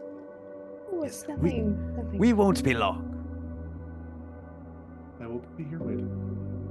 Ah. Yes, and I like grab Cadman by the upper arm, bring him along. I'm sorry to take you out of your lovely stupor there. I have very important information for you. Oh, It's about your brothers. But don't leave us waiting. yes, what is it about them? You must take this with a grain of salt considering where it came from. But they're apparently on an island off the coast of Spain. They're in stasis. So whatever we're fighting, whether it's just an image of them or what, but it's merely a shadow of them. But we know where they are. They're in Spain, right? An island somewhere off the coast of Spain. But no, I didn't mention There the are name of which. many islands off the coast of Spain. It also didn't specify which coast of Spain. Well, we should do the noble thing and search for them. Yes, I mean we have quite the fleet at this point. We can certainly Yes. send out ships and We have the funds for it. But how did you procure this information? And I caught sort of a slide glance, Felicity. She knows. oh. Her dance partner told her, didn't? Am I right? That's why I Wow, said what take it a- with a grain of salt, just in case. Wow, what a masquerade! I don't think Cadman knows that your dance partners were Fae at all, and I'm just like, where is Wait a this? second. Yeah, it's like, where all? Well, I want to speak to this individual myself. Let's get the Cadman, let civility her of this. dearest sister explain later. Yes, let's just say there's one sees more devils than the vast hell can hold right now.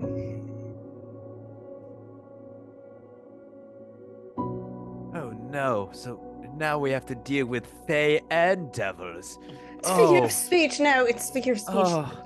Yeah. Figure of speech. It is a good thing he's pretty.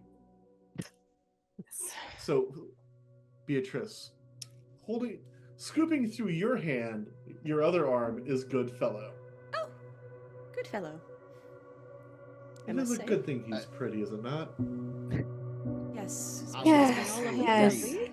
Because I would like Arthur to be showing up at this point too, with some scotch in hand. Beatrice, I must tell you, the scotch that the general gave me, it's good, but not as good as. You're now trying other people's scotch. I mean, was I to tell him no, or was I not to accept the offer? It was.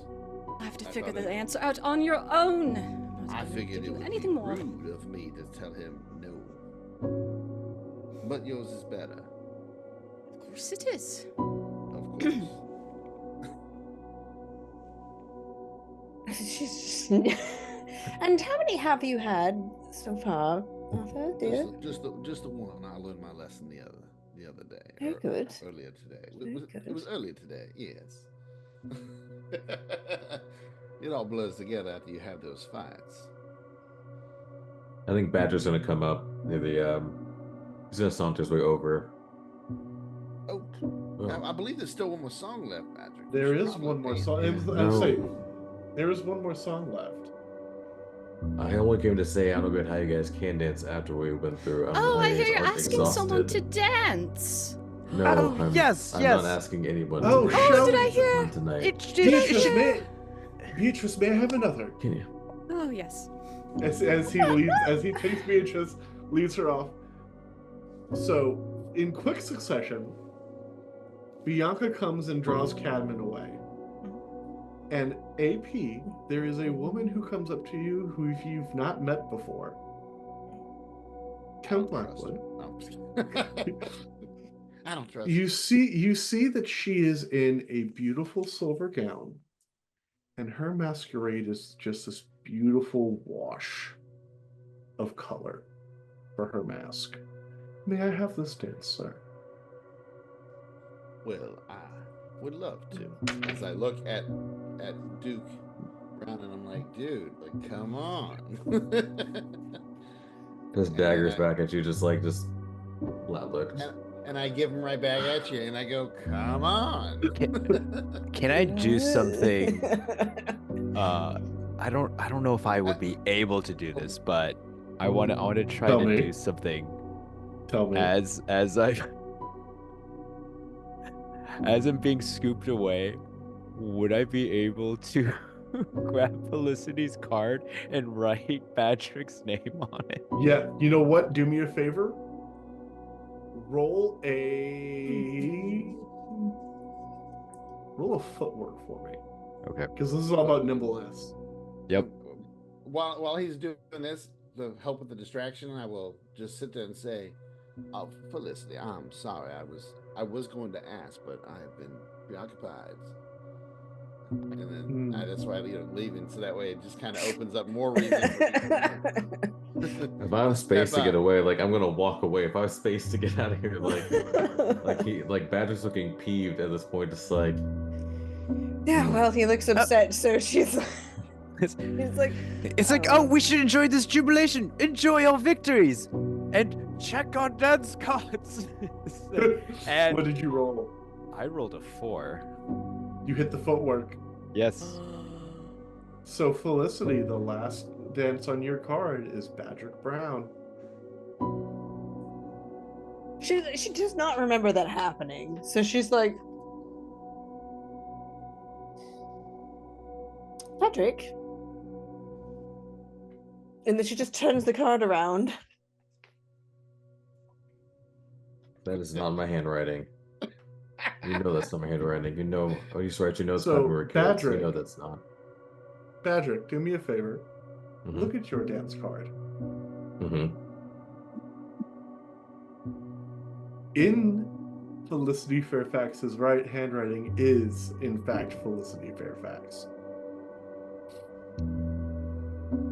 Goodfellow is leaning up against you, Beatrice, Yeah. tapping your hand as he leads you back onto the dance floor. Oh, That's, I love I would know her handwriting, and that's not it. Trust me, I would No. know her handwriting.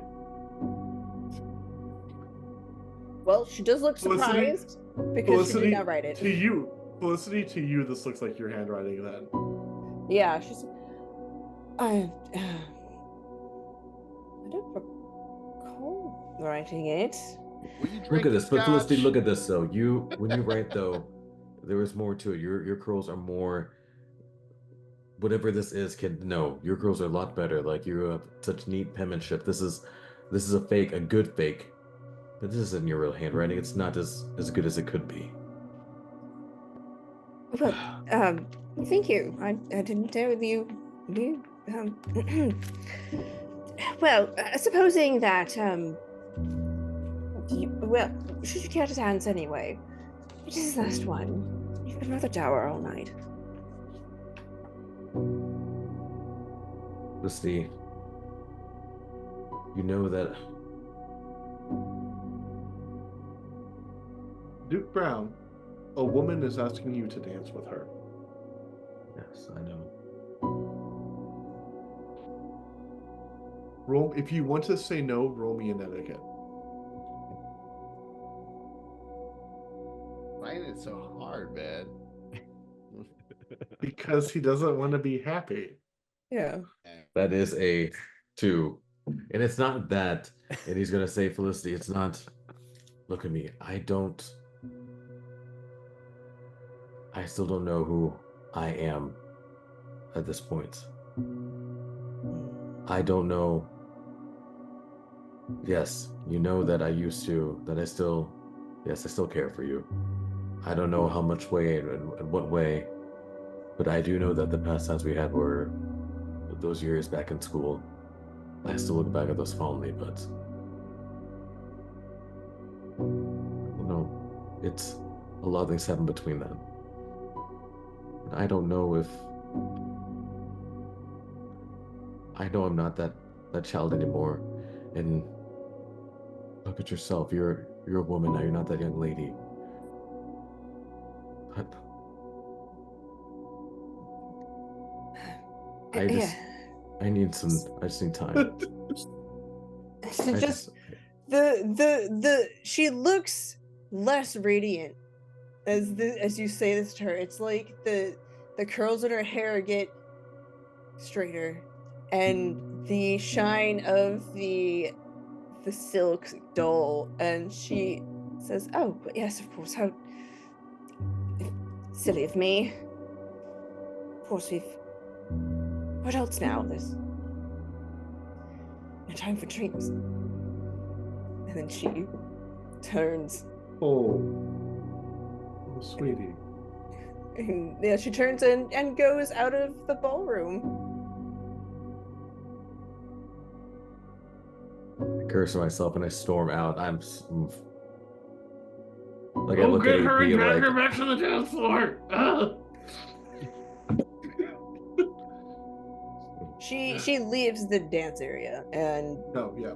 goes out of sight. Yep. I've never met a man I think so inclined. No, sorry, go ahead.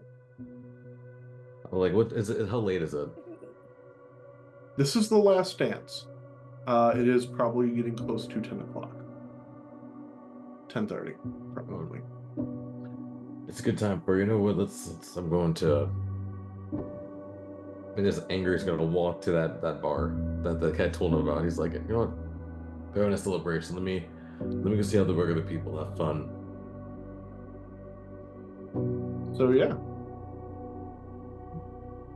Yeah. Yes, we will do that.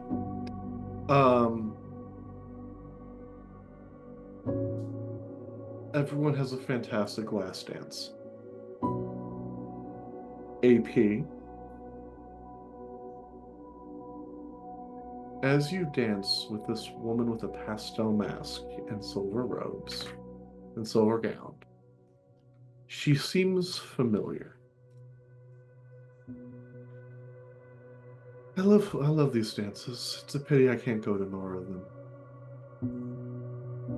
I'll have to host one and let you know that you're invited. My dear Count Blackwood, that would be greatly appreciated. So, having your second arcana,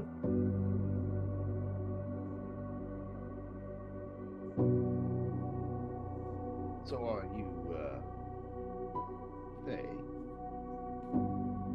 do you not recognize me? At this point, would he recognize who it is? It's Morphia. Yeah, I kind of figured it was, Yeah. but I just didn't want to assume. No, yeah, it's Lady Morphia. Yeah, no, this is Lady Morphia. Lady Morphia. Indeed. Well, yes, I seem to have acquired the second one. Now, I've been wondering, because I'm sure it's not as simple as just I now have access to new power. There's probably some things you may not have mentioned at first that I should probably be aware of, because that's usually how these things seem to go. There's, in the moment, only so much that I can say. Well, please say what you can if you're willing. I always try to. No, I don't. Not always the best out of that one, man. Pay attention to your dreams. There are sometimes difficulties in justifying changes within yourself on such a deep level. Old wounds have a habit of opening.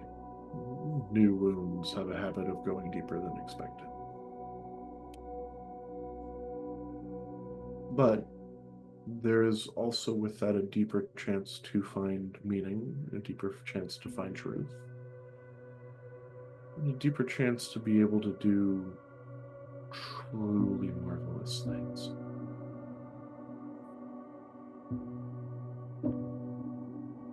And when you're ready, you will find within the Blackwood tree,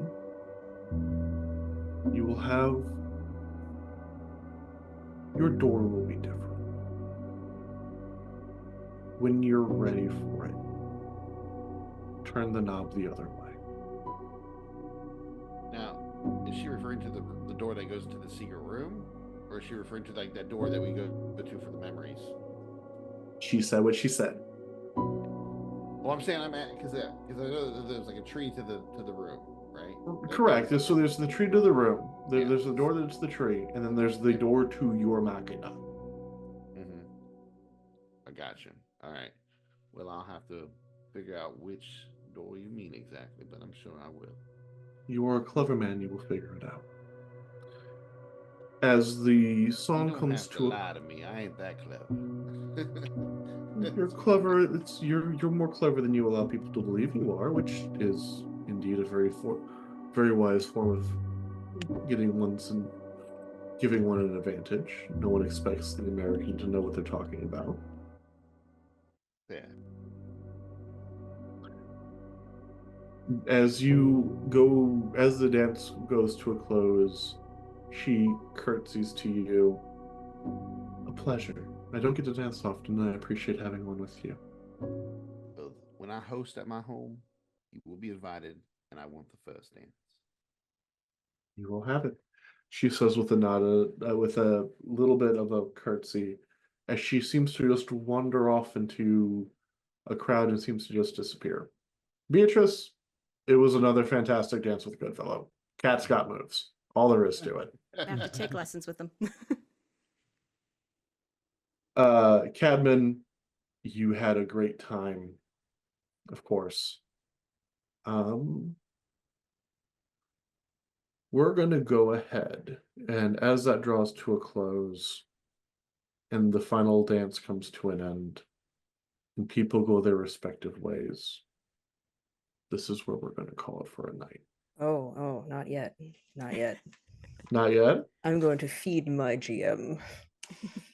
Felicity flees and finds herself in, is there like a garden or like some, Oh yeah, there is is. there a hedge maze or something? Oh yeah, there's a hedge maze. Yes, she goes to the There's hedge. a hedge maze. She goes to the hedge mage and finds a gazebo to throw herself upon the table and weep. And is the moon out? The moon is out. The moon's The stars out. are shining. Stars are Stars are shining. shining. She pulls out her handkerchief, and she knows that Goodfellow can be called. Maybe Grige can be called.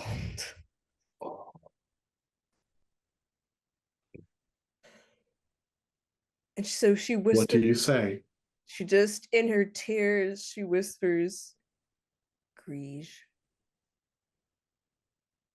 Yes, my gem. That's where we're gonna end.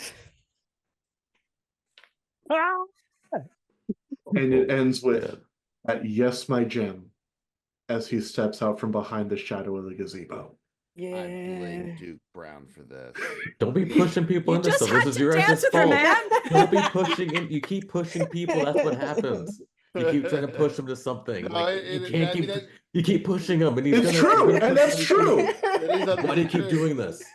But you know Like, what? why? At the same time, people do that stuff because they just wanna want this. fo- They want to. He wanted to fight you Just so bad. already! He was gonna fight AP so bad, bro. He was like, "Oof, why do you keep doing this to him?" Because you can be happy, damn it. Oh my god. I love this. He only does it so because he good. can see you're pining. He doesn't understand This yourself is- and sees you're pining. This is so Man, good. This is Cadman too doesn't good. even know Ugh. that Felicity is like Cadman- crying. Right. Yeah. Yep. That's But see, that's this is which- perfect. which is so out of sync for them because Cadman usually has this very intuitive nature with her. Mhm. Yeah, usually we're just like on the pulse on like Mhm. everything, but I've just been. Goo goo gaga. Yeah, can the I- thing Bianca's just say screw great. the game? Let's watch these two and try and figure it Right. out. But you know what I love though about this is like Need to get a we sort of- therapist. and we usually say this afterwards, but I just want to say it real quick because I don't, we had this whole thing with the fight. We were all in sync. Oh, he's got this. She's got that. Boom, boom, boom. And then right after we go into this party, and there's just like the discord, like the Being disconnect. a ranger, being a ranger is easy. Mhm. Being human is Mhm. hard. Yeah, That's no, I love 10 Oof. billion%. 10 billion%. it was just such a good contrast to how we start off. Like we were like Yeah. pop, pop, pop, pop, pop, and then like personal lives were all screwed up. I don't know. I think Cadman Yes. got it figured out. That's fantastic. Cabin's actually pretty odd. Yeah. Cadman's got it. No, Yeah, because Cadman's getting it together. Cadman, who usually is on point with his sister, is completely disconnected and doesn't even That is realize true. how much pain That's she's in. true. Because Mhm. he's that's what I'm saying. Like the disconnect, we're not But there. he's ignorance is bliss, though. So Yeah, I at the love end of the That's day- how he's winning. Anyways, that's I how love he's it. right. Alright. So, all right, boss. Anything else special for tonight? Are we rating or are we just Yeah. yeah, so let's do a sign out. Let's go ahead and we'll go in reverse order. Morgan. Sorry, I was about to almost burp. Hey, All everybody. that whiskey you're drinking. I know, right? It is, right? This is Morgan with My Play Mondays. Check us out. We run games for clients. I played Arthur Percy Blackwood, the Cowboy Counts, and I had a wonderful time, guys. All right. Let's go with Tiffany. I'm Tiffany. I played Felicity Fairfax. You can find me at Dungeon_Damsels on X and Dungeon Damsels on YouTube. Just make sure it's the butterfly in the jar. Natalie. Hello, I'm Natalie. I was playing Beatrix. And you can find me everywhere on the chat with Ghost Candle or Ghostly Candle on Twitch and YouTube. Michael. Hello, I'm Michael. I was playing Cadman Cavendish, and you can find me at RoboSardi and all of the socials. And Hello. we just went to Swin. Yes, thank you. I'm so sorry. It's all good, unforgettable. Blake, please. So Yeah, you no, can- no, you're not, Blake. No, I'm you're not, playing Blake. I played Patrick Brown, and you can find me on YouTube at Blake Chandler Francis. And yes, you can find me here on Wednesdays to cry. Yeah. But it's good, so it's okay. It's a good cry. Yourself. And I am TR Grimm. You can find me over on the socials at empathic_Grimm. And yeah, this was Sentai Sensibility and Affair of the Arcana. And we're gonna see how this goes.